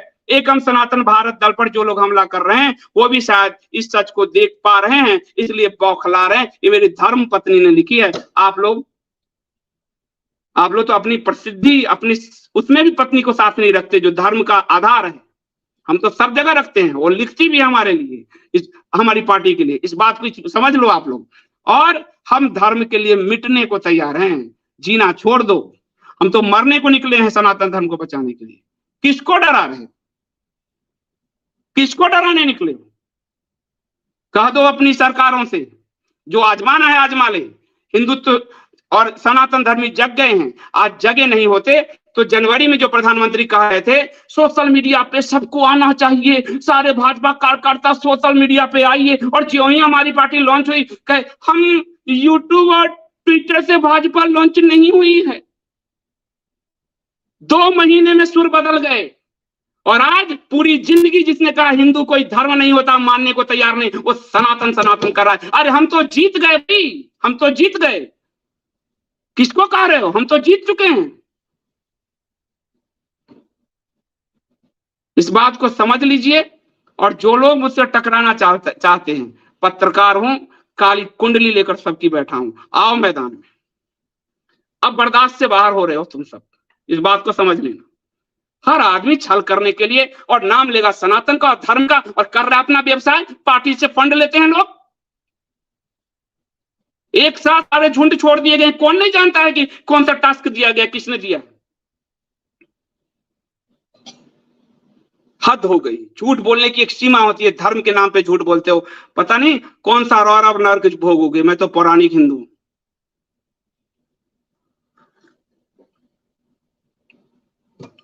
मैं सबसे कह रहा हूं, हम लड़ रहे हैं अपनी सरकार से। आपकी क्या? उस सरकार को आपसे ज्यादा हमने दिया है, उस सरकार को आपसे ज्यादा हमने दिया है। स्वामी अमृतानंद जी और ओमेंद्र रतन जी, उस सरकार को हमने ज्यादा दिया है, अपनी जिंदगी दांव पे लगा के दिया है। वो मेरी सरकार है। पूछने तुम मुझे, तुम कौन होते हो बीच में? कौन होते हो? कल ये पूर्णिमा जी के साथ अमृतानंद जी ने महिला के साथ गाली गलौज और अभद्रता की है। कल ये स्थिति होती जा रही है इन लोगों की।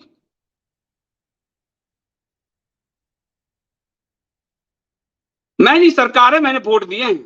और वोट नहीं दिए हैं केवल, 2 साल पहले अभी प्रधानमंत्री कार्यालय पीएमओ ने पुस्तक मंगवाई है। अपनी मेहनत रॉयल्टी की कमाई इनको देता रहा हूं। इसलिए सवाल पूछने का मेरा हक है। बीच में बिचौलिए दलाल ना आया करें।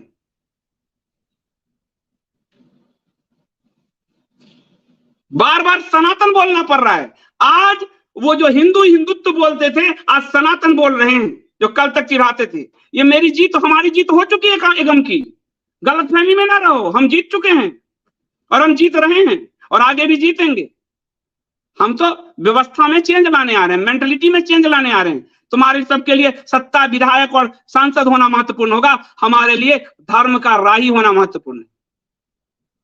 और सत्ता पूछ लो भारतीय जनता पार्टी के दिल्ली के तत्कालीन अध्यक्ष, नाम ले रहा हूं, मनोज तिवारी जी से। विधायक का टिकट दिल्ली में मुझे खड़ा कर रहे थे ऊपर का आदेश से। पूछो जाकर, छोड़कर आया हूं। पूछो जाकर भाजपा में कि मुझे उन्होंने पद दे रखा था, इस्तीफा देकर आया हूं। पूछो भारतीय जनता पार्टी ने राज्यसभा ऑफर किया था, जाओ जाकर पूछ के आओ, छोड़ के आया हूं। तुम लोग कभी छोड़ नहीं पाओगे। वो कलेजा नहीं है तुम लोगों में कि छोड़ पाओगे। एक पत्र, राज्यसभा बड़ी चीज होती है, उसके लिए तो ना जाने कितनी बार बिकोगे तुम लोग। छोड़कर आया हूं मैं। सिर्फ एक चीज नहीं छोड़ा, क्योंकि मां सरस्वती सम्मान था, साहित्य अकादमी अवार्ड, वो मां सरस्वती का अपमान नहीं कर सकता, उन्हीं के कारण मेरा जीवन है, तो वो नहीं छोड़ पाया। बाकी सब छोड़ के आया हूं। जाओ दस्तावेज में देखो, भारतीय जनता पार्टी के पदाधिकारियों में मेरे नाम होंगे, जाओ जाकर देखो। बात करते हैं। अरे छोटी छोटी लालचों के लिए मैंने बड़ी चीजें सब छोड़ी है। और खुद ही लड़ाई, संघ के लिए लड़ाई में रॉयल्टी छोड़ दी, पब्लिशर छोड़ दिया। मुझे क्या सिखाओगे मरना क्या होता है और जीना क्या होता है? मुझे क्या सिखाओगे? और एक पैसा किसी का नहीं जानता हूं मैं, एक पैसा नहीं। इसीलिए मैं शुरू से कह रहा हूं कंटेंट का मूल्य चुकाइए, क्योंकि मैं भी कुछ दे रहा हूं तो आप उसके बदले मूल्य पेमेंट कीजिए। मैं किसी से दान भिक्षा नहीं मांग रहा, मैं धर्मांश के नाम पर दुकान नहीं चला रहा।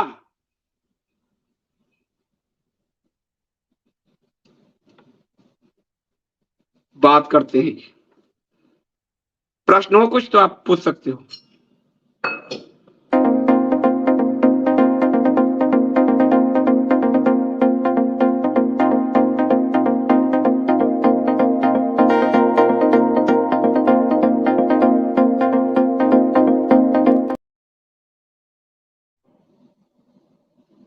व्लादिमीर कह रहे हैं स्वामी हमेशा से झूठ से बोलते थे, यति जी से मिलने से पहले मैं नहीं जानता था, क्योंकि हिंदुओं का स्तुति सबसे बड़ा मुद्दा है, वृक्षारोपण को पालन में लग।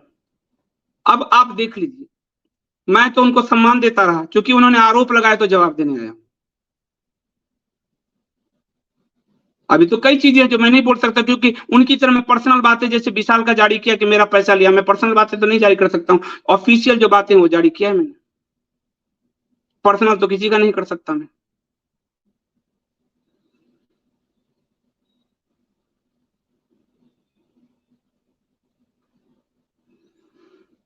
वर्षा जी, Swami ji is frustrated in इस सिंगल लाइफ में कुछ नहीं कर पाने वाले ऐसे ही होते हैं, पहले ही डोजे पे पार्वती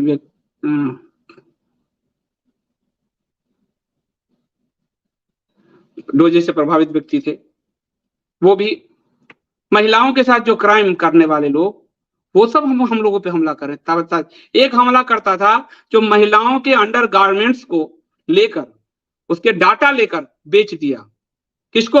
मुल्लों को, हिंदू महिलाओं का डाटा, वो भाजपा का आईटी सेल वाला हम पे हमला करता था। एक जो महिलाओं के साथ क्राइम किया, जेल में रहा, वो हम पे हमला करता था। मतलब क्रिमिनल्स को खड़ा कर दिया भाई, आधी स्थिति हो गई।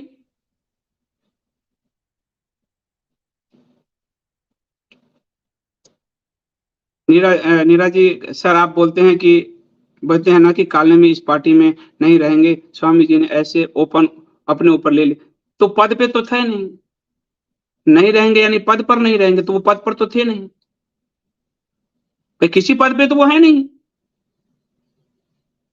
और जब वो है ही नहीं कालने में, वो पद पर है ही नहीं और कालने में है, तो उनको क्यों बुरा लग रहा है? जिनको हटाया गया उनको बुरा लगना चाहिए। तो हटाए गिरोह के साथ आप क्यों अपने आप को जोड़ रहे हो? पद पर तो हो नहीं आप एक फाउंडर मेंबर हो बस। सैफरन कह रहे हैं मैंने डॉक्टर लेखक की 10 पुस्तक खरीद कर अपने मित्रों में बांटी, मुझे उसका कोई दुख नहीं, प्रताप हमारे अर्थात है, मगर ये माए में शौचालय के बाहर कंधे पर तौलिया कर लेकर खड़े हो जाए, यकीन नहीं होता। वही तो कहा, तैरने पर पुस्तक लिखने वाला तैरना नहीं जान पाता। राणा पे पुस्तक लिखना राणा होना नहीं है। राणा लड़े थे और ये सत्ता के सामने सरेंडर कर रहे हिंदुओं को डराकर, दोनों में बड़ा फर्क है। अकबर से क्रूर सत्ता तो अभी की नहीं है ना, तो राणा तो तब लड़े थे।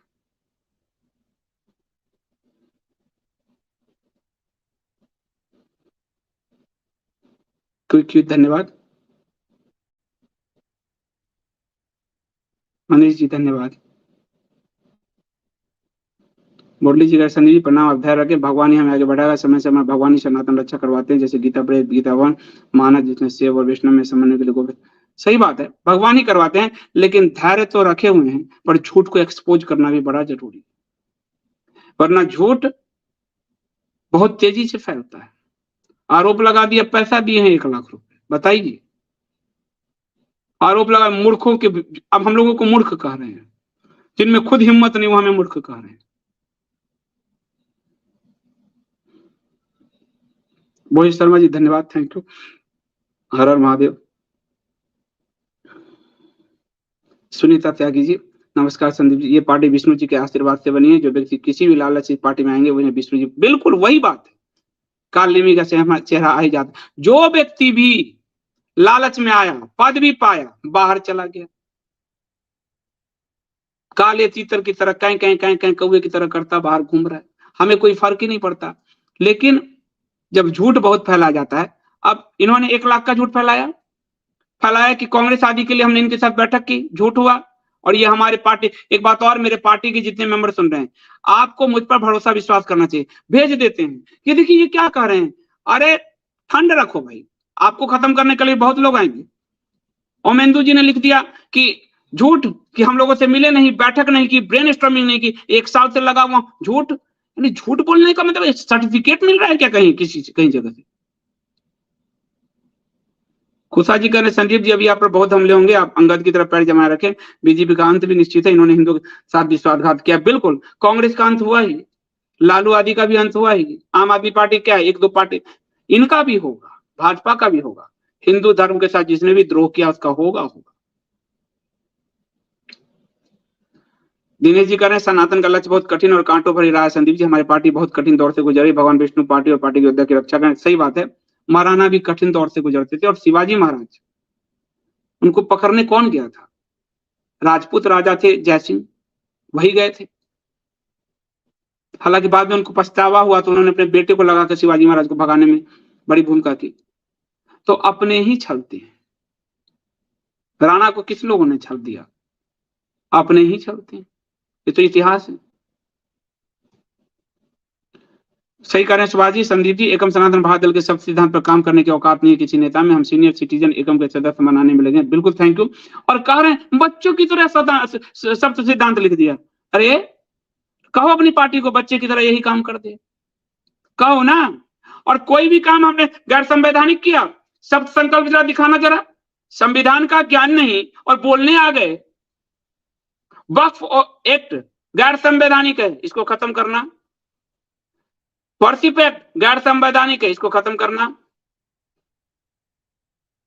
मंदिर मठों को मुक्त कराना, जब मस्जिद और चर्च पे कोई अधिकार ही नहीं है सरकार का तो हम पे क्यों है? ये भी संवैधानिक है।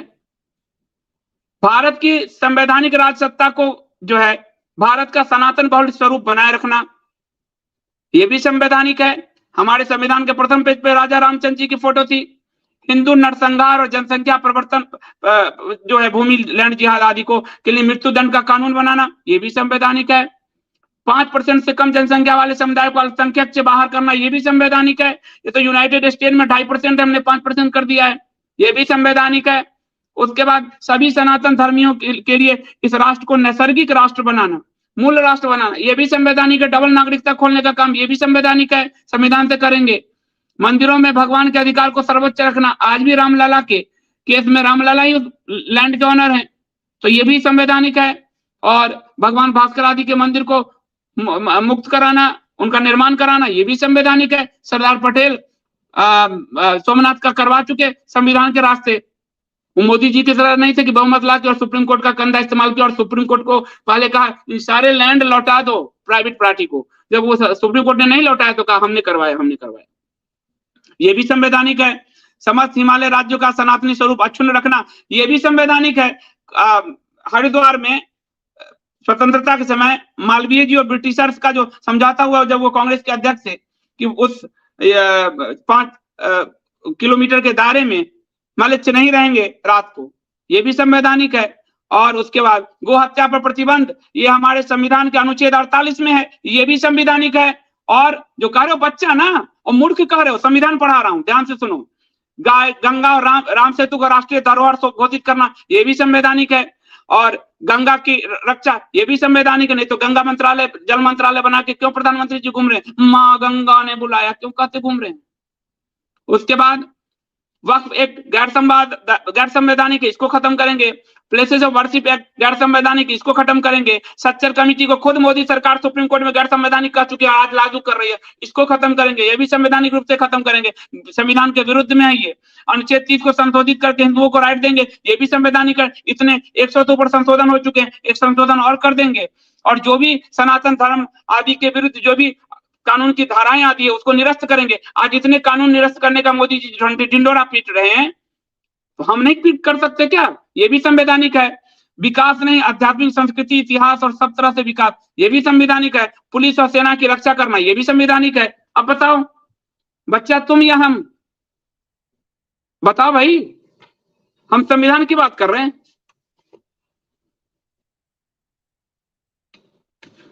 हर हर महादेव, बहुत बहुत धन्यवाद मोहित शर्मा जी। और ये हमारे एकम सनातन का जो सब संकल्प है, इसको काट के अलग करो, दिखाओ इनको। जो हमें बच्चे कहते हैं, अभी इनकी हैसियत नहीं है कि ये सब संकल्प समझ पाए। बच्चे कह रहे हैं हमें,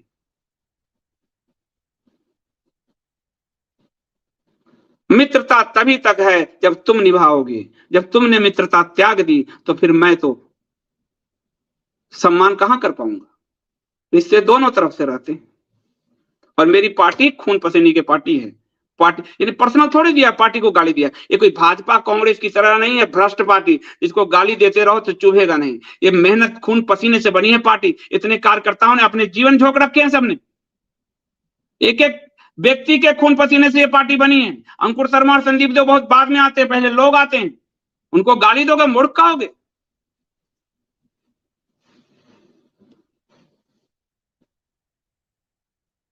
सत्यनारायण जी खड़े हैं, इसलिए मैं कहता हूं सारे भगवाधारी पे भरोसा नहीं कर सकते।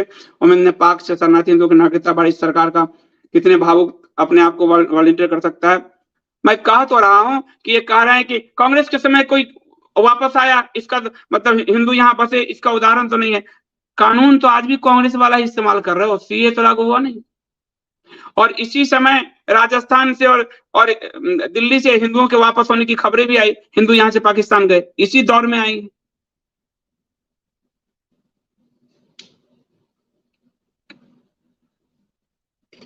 महावीर नागर जी, धन्यवाद आपका।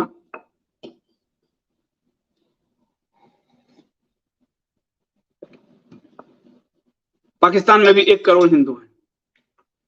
कहते ही रहेंगे तब तो धर्मांश बढ़ेगा। और क्या, धर्मांश हिंदू अपने पैसे लगा रहे हैं भाई, आप कुछ ना कर रहे हो। मांग लो अपनी सरकार से जिसके लिए कर रहे हो, वो उसके बाद इतने फंड हैं, मांग लो, कानून मांग लो, फंड मांग लो। ऋषि जी बहुत बहुत धन्यवाद, बहुत बहुत धन्यवाद, थैंक यू।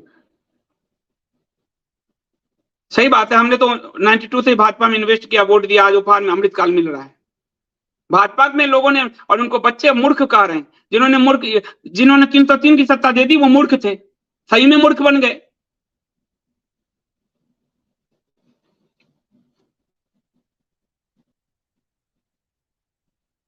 पुष्कर जी कह रहे हैं संदीप जी, ओमेंद्र जी के इस ट्वीट पर मेरा कमेंट जिसमें मैंने इन्हें खुले मंच पर हिंदुत्व के हित में बीजेपी के कार्यों पर तर्क और चर्चा का चैलेंज दिया था, ओमेंद्र जी ने हाइड कर दिया। कर ही देंगे, वो नहीं कर सकते। मुझे एक बार फोन किया कि आप जो आज बोल पा रहे हो, अगर भाजपा नहीं रहेगी तो बोल पाओगे आप?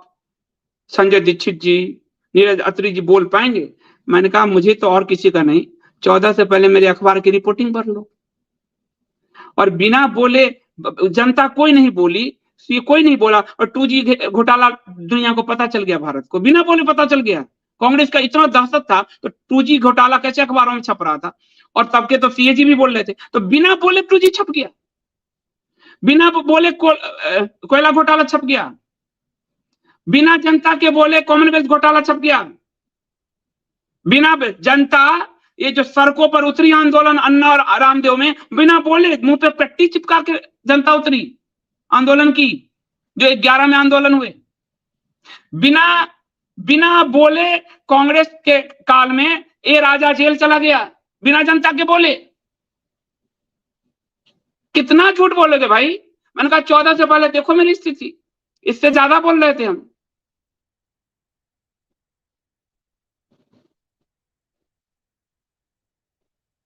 धन्यवाद दिनेश जी, बहुत बहुत धन्यवाद। धर्म के लिए मैं किसी से भी जूझ सकता हूं, अंत में नहीं कुछ तो मैं तो मिट भी जाएगा तो धर्म के लिए, और क्या हो सकता है। पर किसी का चापलूस बन के जीना मुझे पसंद नहीं। मेरी आत्मा इतनी परतंत्र नहीं है, मैं स्वतंत्र आत्मा का व्यक्ति हूं। मैं किसी की परतंत्रता नहीं झेल सकता। जिनके हाथ में कलाई में दम नहीं है वो सरकार के भरोसे बैठकर कि हिंदू को मारकर भगा देगा। हमारी कलाई में दम है। कोई मारने आएगा तो 4 मारा भी जाएगा।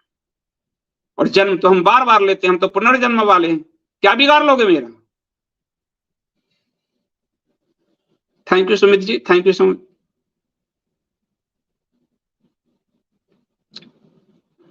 अभी जी धन्यवाद। अध्यात्म बिकने वाले हिंदुओं से full support to you Sandeep ji, thank you so much.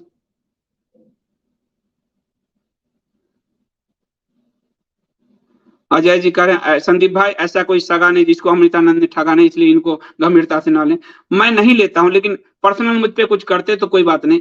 Party को 1 लाख रुपए दिया, पार्टी ने बैठक की, बड़े पदाधिकारी, अरे बड़े पदाधिकारी किसके साथ बैठक की? ना अंकुर शर्मा उस बैठक में है, ना पार्टी का अध्यक्ष बैठक में है, ना महासचिव बैठक में है। किसके साथ बैठे थी? गेरुआ वस्त्र पहन के क्यों झूठ बोल रहे हो आप? और इसलिए मैंने पूछा तो जवाब दो आप मुझे, तो जवाब है नहीं, झूठ बोले। अमिता जी धन्यवाद। मैं झारखंड से हूँ, आपके हर वीडियो देखती हूँ। झारखंड से भी एकम सनातन भारत खड़ा होना बिल्कुल होना चाहिए। झारखंड की टीम भी अच्छी काम कर रही है, वहां अभी अभी चुनाव हुआ है तो अध्यक्ष और उनकी टीम कार्यकारिणी बन गई है, वो बिल्कुल काम कर रहे हैं। impartial attitude का Sandeep ji, every true Sanatani trust you as purely dedicated Sanatani fighter, only artificial हिंदुत्ववादी may rise question towards you self. Thank you. और मैं आप लोगों से साफ कह रहा हूं कि जब मुझे लगेगा, मैं साफ कह रहा हूं कि मुझसे भी कोई योग्य आ गया है तो मैं अपने काम में लग जाऊंगा, पार्टी का महासचिव पद उसको सौंप दूंगा। मुझ पर बहुत सारे तरह से मुझे काम करना है, मैं बाहर से सपोर्ट करता रहूंगा। कोई मुझसे योग्य आ जाए जो डेडिकेटेड हो हिंदू धर्म के प्रति, मैं सौंप दूंगा ताकि वो अंकुर जी को के साथ आगे मिलकर बढ़े। मैं पद आदि की लालच में होता तो कहता रहा, भाजपा विधानसभा लड़ा रही थी, राज्यसभा भेज रही थी, मैं पद के लाल, मैं इन सबसे कहीं परे निकल चुका हूं। मेरा ये सब मतलब ही नहीं पद वद, पद आदि मुझे कभी बांध ही नहीं सकते, लालच मुझे बांध ही नहीं सकता। लालच जैसे शब्द ही नहीं है मेरे जीवन में। लालच हो तो आप सब सामने देखो, मैं कहने वाली बात नहीं। ब्लूंस वाली तो आप लोगों ने लड़ाई देखी है ना, 8-9 लाख रुपए रॉयल्टी कौन छोड़ता है महीने साल का? जितना मेरा अभी घर का ईएमआई जाता है उससे ज्यादा मेरी रॉयल्टी थी सालाना, कौन छोड़ता है? 12 में कुछ नहीं था, नौकरी कौन छोड़ता है? एक आदमी जो मोदी जानता भी नहीं जिस व्यक्ति को, उसको सत्ता दिलाने के लिए, उसका सच बताने के लिए नौकरी कौन छोड़ता है? हमें इसका कोई लालच ही नहीं जीवन में। मैं इन सबसे निकल चुका हूं बाहर, धर्म को जीता हूं, लालच उलच तो बहुत दूर की बात है। अंशुमान जी कह रहे हैं एकम पर हमला करने की भविष्यवाणी की थी ज्योतिषियों ने, सही बात है। योगेश मिश्रा जी धन्यवाद। संदीप जी आप स्वयं अपने आप में जीते जाते फैक्ट्स हैं, आपको सुनना हमेशा अच्छा लगता है। थैंक यू मिश्रा जी, बहुत बहुत धन्यवाद आपका। गीतांजलि जी धन्यवाद। जय श्री राम, जय श्री राम। ये सभी लोग मिलकर एकम सनातन पार्टी से जुड़े सभी की हिम्मत तोड़ना चाहते हैं, पर हम सबको एकजुट होकर अपनी शक्ति को बढ़ाना चाहिए और किसी की बातों में नहीं है। बिल्कुल सही बात है, और हम कभी नहीं टूटेंगे। आज जब एकम सनातन से जुड़े सभी लोगों को मूर्ख कहा, तो मैंने कहा कि अब तो हमारे लोगों को, हमारे कार्यकर्ताओं को, पदाधिकारियों को, समर्थकों को, सहयोगियों को, सबको मूर्ख कह दिया। तब मैं मित्रता बचाए रखूं तो मैं अपने पदाधिकारी कार्यकर्ता जो जमीन पे काम करता है उसकी नजर में क्या मेरी इज्जत है? और मैं जब उसके लिए नहीं लड़ सकता तो मैं किसके लिए लड़ूंगा? वो मूर्ख शब्द केवल मुझे थोड़े कहा गया, वो सबको कहा गया, एकम से जो भी सहयोगी पार्टी के पदाधिकारी हैं सब हैं। तो ऐसी मित्रता गई तेल लेने। मेरे लिए पार्टी के एक एक वर्कर आज मेरा परिवार है, एक एक पदाधिकारी मेरा परिवार है। शर्मा जी धन्यवाद। संदीप जी एकम की पहचान जन जन के बीच स्थापित करनी है तो ऑनलाइन प्रयासों के अतिरिक्त जबरदस्त तरीके से सड़क और चौराहे पर आने का कार्यक्रम बनाइए, जन आंदोलन खड़ा करना होगा। हो रहा है। आज आपने देखा होगा जो स्टालिन के विरुद्ध, स्टालिन उदयनिधि स्टालिन के विरुद्ध सबसे ज्यादा एफआईआर और ज्ञापन पूरे भारत में एकम सनातन भारत ने दिया है, जिला जिला पर दिया है। मीडिया तो कवर नहीं करती। आज आपने देखा होगा कि कांग्रेस को भी मीडिया नहीं कवर करती, तो उन लोगों ने 13-14 जर्नलिस्टों का एक लिस्ट ही निकाला कि हम नहीं जाएंगे। हालांकि मैं इसे पत्रकारों पे हमला मानूंगा, लेकिन तो हमें कहां कवर करेगी? तो जगह जगह मुख्यालय पर सब जगह उदयनिधि स्टालिन के विरुद्ध हमने ज्ञापन दिए हैं, एफआईआर कराई है, शिकायत दी है, जगह जगह हर जिला हर स्टेट में किया है। तो हम कर रहे हैं धीरे धीरे जितनी हमारी क्षमता है। श्वेता जी धन्यवाद। गीता में श्री कृष्ण ने कहा अपना कर्तव्य निभाने से फायदा ही फायदा है और स्वर्ग की प्राप्ति भी होती है, चाहे हमारी मृत्यु ही क्यों ना है। इसके विपरीत अपने धर्म को निभाने से, बिल्कुल उन्होंने साफ कहा कि अपने धर्म में मृत्यु भी किसी और के धर्म में जीने से कहीं बेहतर है। तो अपने धर्म में तो आदमी को मृत्यु हो जाए तो स्वर्ग है, जीत गए तो स्वर्ग है, दोनों तरफ स्वर्ग है।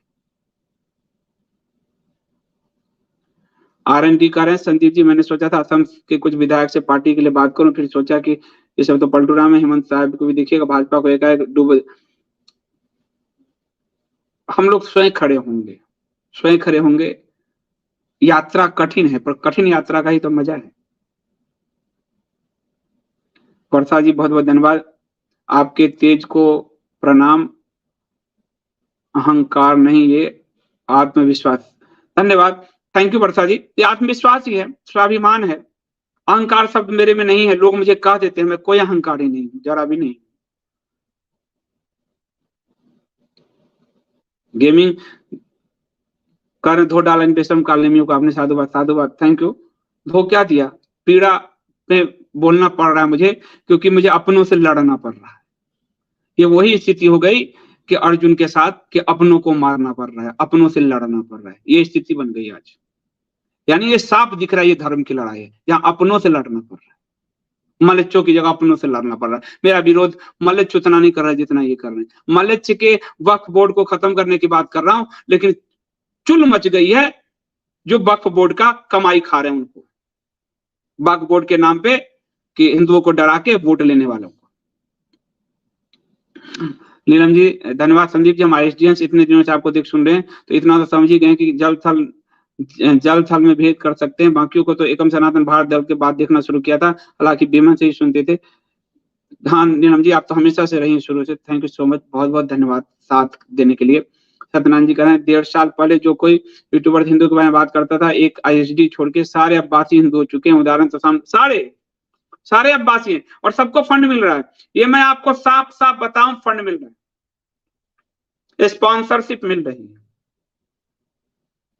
आत्मा बेच दिया इन लोगों ने क्षुद्र स्वार्थ के लिए। संगठित व्यूअरशिप मिल रहा है, 3.5 लाख व्हाट्सएप ग्रुप के जरिए संगठित व्यूअरशिप मिल रहा है। जिनको कोई पूछता नहीं था, जिनको नॉलेज जर्नलिज्म का ढेर पैसे का नॉलेज नहीं है, उनको हजारों लोग कैसे देख रहे हैं? आप देख नहीं रहे हो, क्योंकि उनको संगठित उन सबके व्हाट्सएप में डाला जाता है। इनको देख के खोल के ओपन करके छोड़ दो, ताकि इनको पैसा मिलता रहे यूट्यूब से, और ये हमारी चापलूसी चप्पल चाटते रहे हमारे लिए। साफ साफ यही जर्नलिज्म का होश नहीं, और जर्नलिज्म करने आ गए सब। संत और गार्गी जी गए, संत और सन्यासी can't speak in the that matter, it's my opinion, who are agree with me. बात आपकी सही है, मैं एग्री हूं। संत के अंदर तो अहंकार होता नहीं, पद आदि की तो लालसा ही नहीं होती। झूठ तो वो बोल ही नहीं सकते। पीड़ा हो रही है मुझे बोलने में, लेकिन झूठ बोला गया है हमारे लिए, पार्टी के लिए। अजय पांडे जी, मुझे भी निराश किया है। मैं बार बार, मैं कल भी मैसेज लिख के इंतजार कर रहा था कि ये जवाब देंगे। इनकी बात में कभी दम तो नहीं रहा। इन्हें लगता था अच्छे साधु होंगे, धर्म के मार्ग पर चल। गंगा जल जो माँ गंगा के नहीं हुए, गंगा की पवित्रता हाथ में लेकर जो नहीं हुए, झूठ बोल रहे हैं, वो क्या सनातन धर्म की रक्षा करेंगे भाई?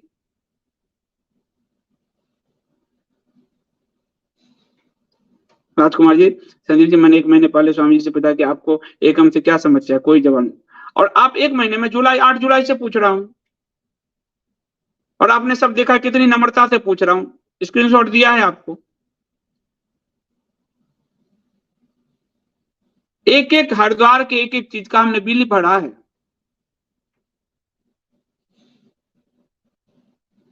हद हो गई है। रूप सिंह चौहान जी कह रहे हैं संदीप जी बेफिक्र होकर पार्टी को देखें, ये काले में आपसे टकरा कर निपट जाएंगे। ये नष्ट होने वाले टकराते हैं, आने वाला वक्त इसकी गवाही देगा। मैं तो धर्म की यात्रा कर रहा हूं, सफलता से पढ़े। भगवान श्री कृष्ण का गीता भी सुनाता हूं आप लोगों को, साफ है।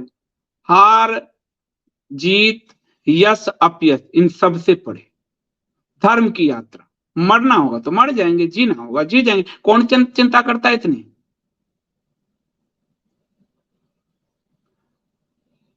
जॉर्ज सोरस फंडिंग वाले, ठीक है, मैं क्या कहूं इनके लिए, मैं तो क्या बोलूंगा।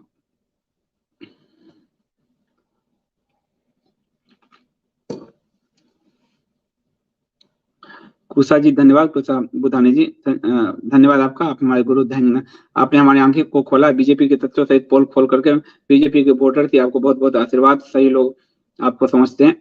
मैं भी वोटर था, और मैं तो जब तक काशी का ध्वंस नहीं हुआ, महादेव के परिवार का जब तक ध्वंस नहीं हुआ, मेरे समझ में नहीं आया।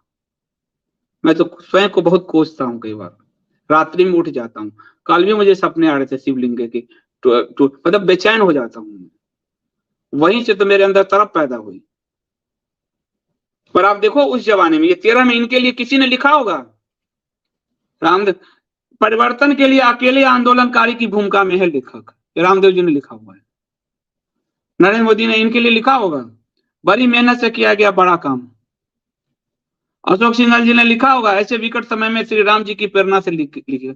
उस जमाने में मैं लड़ रहा था, मैं तो लड़ता रहा हूं जीवन भर।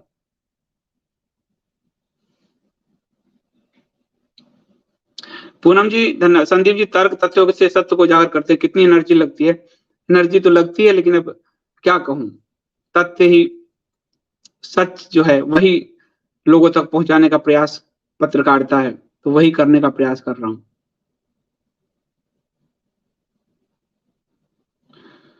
संजीव भट्टाचार्य जी बहुत बहुत धन्यवाद आपका। मेरे तो सारे मित्र नष्ट हो चुके हैं, सच बता रहा हूं। अब किसी से मित्रता नहीं रही। अब पार्टी के जो पदाधिकारी कार्यकर्ता हैं, सबसे अच्छी मित्र तो मेरी पत्नी ही है, धर्मपत्नी। बाकी अब कोई, सारे रिश्ते टूट चुके हैं। और रिश्ते तोड़ने वाले वो लोग हैं जिनको खड़ा होने में सहयोग किया। आज भी संकट में घिरेंगे तो मैं ही सामने आऊंगा। नरेंद्र मोदी तो इनको जानते भी नहीं, दूर है इनको नरेंद्र मोदी। रात बैठ के कुछ से कुछ गप करके लोगों को मूर्ख बनाते हैं। अभी 2-3 चैनल पे जो हम लोग गए थे, आपने देखा उनके पूरे पाठक दर्शकों को कितना मूर्ख मूड बना रखा है। वो उनको जो फैक्ट दे रहा हूं तो विचलित हो रहे हैं, संदीप किसी तरह संदीप की फैक्ट को आप काट दो, वो काट नहीं पा रहे हैं।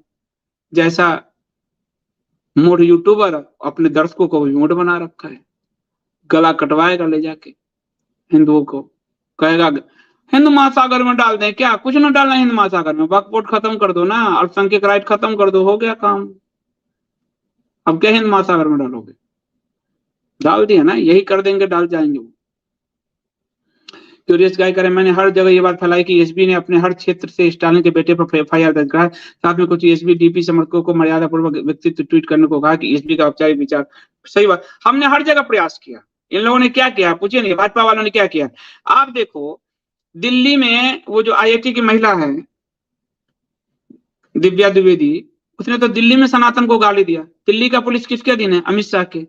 प्रधानमंत्री मोदी सनातन पर भाषण देते रहे तमिलनाडु के, करो दिव्या द्विवेदी को गिरफ्तार, ये तो आपके अधीन है। किसको ठग रहे हो, मतलब खुलेआम ठग रहे हो, मूर्ख बना रहे हो जनता को। ये तो आपके अधीन है, आईआईटी की है ना वो शायद, यहाँ गिरफ्तार करो। जुट्टो को दिखा रहे हो, वो मिटाने वाले। और वही ओमन रत्न लिख रहे हैं, वो तो सत्ता में नहीं, तब भी सनातन को मिटाना चाहते हैं।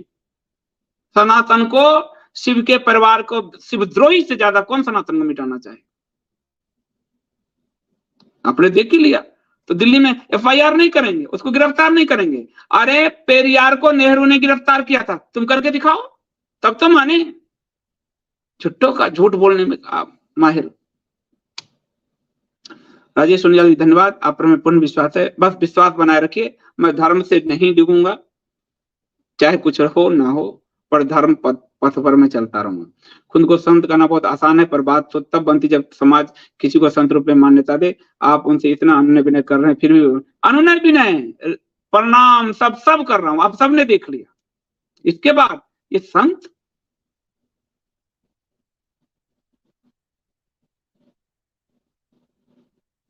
अशोक गुप्ता जी का, संदीप जी आपका और स्वामी जी का दोनों का मैं सम्मान करता हूँ, विश्वास करता हूँ। स्वामी जी से प्रार्थना वो ऐसा ना करे, अगर वो सच्चे हैं तो वो प्रूफ दे। सही बात है, प्रूफ दे। मैंने तो प्रूफ दिए थे आपको कि मैं तो लगातार 8 जुलाई से कोशिश कर रहा हूँ।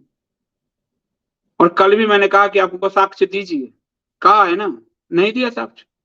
जो मेरे खिलाफ बोल रहे हो साक्ष्य दीजिए कि हमने बैठक की आपके साथ। तनवीर करें, स्वामी चार्य भागवत कथा करते रहे, लेकिन उनको ये पता ही नहीं था कि विष्णु सहस्त्रनाम में कितनी शक्ति है, लेकिन आज पता चल जाएगा। सही बात है, भागवत भी तो विष्णु ही है। सुमेश मिश्रा जी धन्यवाद। अन्वेषक जी बहुत दिनों बाद पधारे, प्रणाम आपको भी। पहले एक व्यक्तिगत सुझाव, मुझको को रंगे नहीं, आपकी प्रयोक्ता को दर्शा। ये रंगा नहीं है, ये एक जड़ी बूटी है, राजस्थान से लाएंगे, ये कलर नहीं है। तो जड़ी बूटी है, जड़ी बूटी, आयुर्वेद।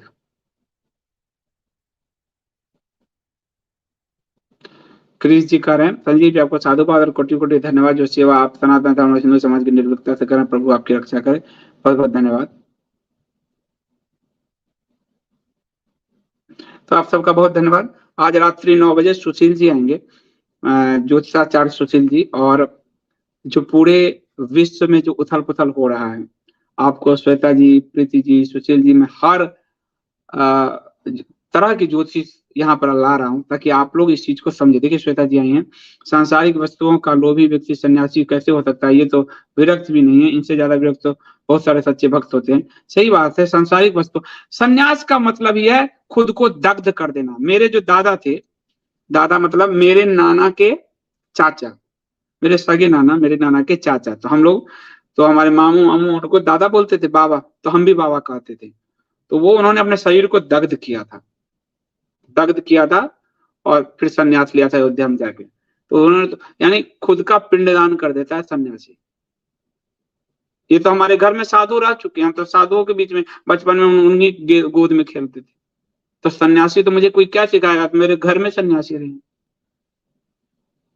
तो आप भी बिल्कुल ठीक कर रहे हैं श्वेता जी।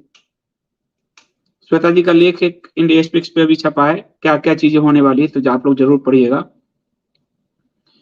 शक्ति श्रीवास्तव कह रहे हैं, सप्त सिद्धांत सोच पाने का भी ज्ञान नहीं है, इन्हें शत्रुबुद्ध होना आवश्यक है, और यह आपने ही सिखाया। धन्यवाद आपको जो आपने ये लाइव किया, धन्यवाद। क्योंकि हमारी पार्टी के कई कार्यकर्ता, वो बेचारे पदाधिकारी कार्यकर्ता, उनसे कोई पूछता होगा, वो तो सबको जवाब देते देते मैंने कहा एक बार मैं बता ही देता हूँ इन सबको सच क्या है। और सप्त सिद्धांत, मैंने कहा हम संविधान के दायरे में बात कर रहे हैं, हम कोई हवाई बात नहीं कर रहे। भारतीय जनता पार्टी की तरह चलते हुए राम मंदिर आंदोलन में ऐसे लपक के ऐसे बैठ नहीं गए हिंदुत्व की उस पर। हम सिद्धांत की बात कर रहे हैं, जो संविधान से संभव है वही बात कर रहे हैं। आज तक एक समान नागरिक संहिता के नाम पर ठगते ठगते कितने वोट ले लिए, कितने वोट ले लिए।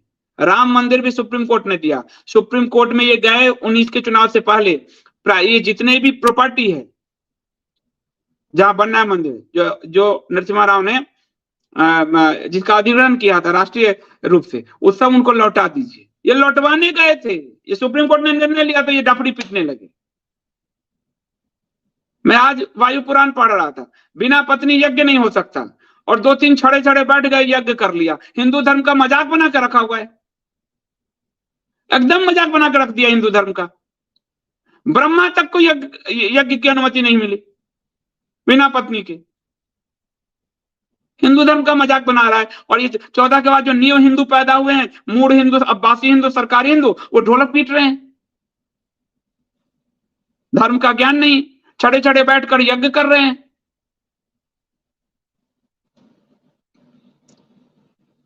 अन्वेषक कर रहे हैं संजीव जी, अभी जो G20 की सम्मेलन के बाद भाजपा कार्यालय में जश्न हुआ, उस पर आपकी आलोचना बिल्कुल सही। एक चीज जो आपने देखा होगा, ये पुष्प वर्षा करवाते हैं जगह जगह, खुद भाई इनका पार्टी का अध्यक्ष कार्य, ये सुरेंद्र हैं, ये देव, अब नरों के नहीं, ये सुरों के। इस चापलूसी की, ये तो इंदिरा गांधी से भी बड़ा चापलूसबाज इसकी उनकी पार्टी निकली, जो चापलूसी कर रहे हैं। G20 में सवाना आदमी के पैर के मोच के लिए जो पीड़ा हुई, 3 हमारे जवान गुजर गए, कर्नल रैंक के गुजरे, उसके लिए एक ट्वीट भी हुआ। कांग्रेस को अगर हम घेर सकते हैं, शिवराज पाटिल को आतंकवादी हमला में तुम ड्रेस बदल रहे हो, इनको घेरने में क्या सबकी नानी मर रही है? पीटीआई को जब मैं घेर सकता हूं कि जब हमला हुआ हमारा पुलवामा में, तब तुम पार्टी कर रहे थे, दारू पीते हुए पार्टी कर रहे थे। आज इनकी हमला करने में वही लोग जो कांग्रेस को घेरते हैं, वही आज इस पूरे खबर को दबाकर बैठ गई है। जितने सरकारी यूट्यूबर्स हैं, एक ने भी नहीं किया होगा, ये सब सरकार के पेरोल पे पलने वाले पिस्सू हैं, सब पेरोल पे पलते पिस्सू हैं। ये जितने पत्रकार आप देख, ये कोई न किया, कर्नल रैंक के मरे हैं, 3 मरे हैं, आतंकवादी हमला हुआ है और फूल वर्षा हो रहा है। इतनी असंवेदनशील स्थिति पे किसी ने रिपोर्टिंग की है मीडिया में? Courage of journalism Indian express ने भी वहां ये छाप दिया, यहाँ ये छाप दिया, दोनों को कोरिलेट लिंक तक नहीं कर पाए। ये स्थिति है मीडिया के। 6000 करोड़ का विज्ञापन ने मीडिया के मुंह में पैसे ठूस रखे। आज कांग्रेस ने कल 14 पत्रकारों की लिस्ट जारी की। मैं इसको पत्रकारिता पे हमला मानता हूं। कांग्रेस खुद ही अलोकतांत्रिक है, तानाशाही वाली पार्टी है, लेकिन पत्रकारों को अपनी गिरबान में झांकना चाहिए कि तुम्हारा नाम क्यों आ रहा है इसमें। जैसे राजदीप सरदेसाई और सागरिका आदि का नाम कांग्रेसी रूप में आता था ना, भाजपाई बोलते थे, आज इन सब का नाम, सुधीर चौधरी, अमित देवगन, इन सब का नाम भाजपाई पत्रकार के रूप में क्यों आ रहा है? कहां छोड़ दिया तुम लोगों ने पत्रकारिता? नेहा पटेल पे भी हम लोगों ने किया है और वहां गुजरात की टीम को कहा है मैंने, लेफी जी।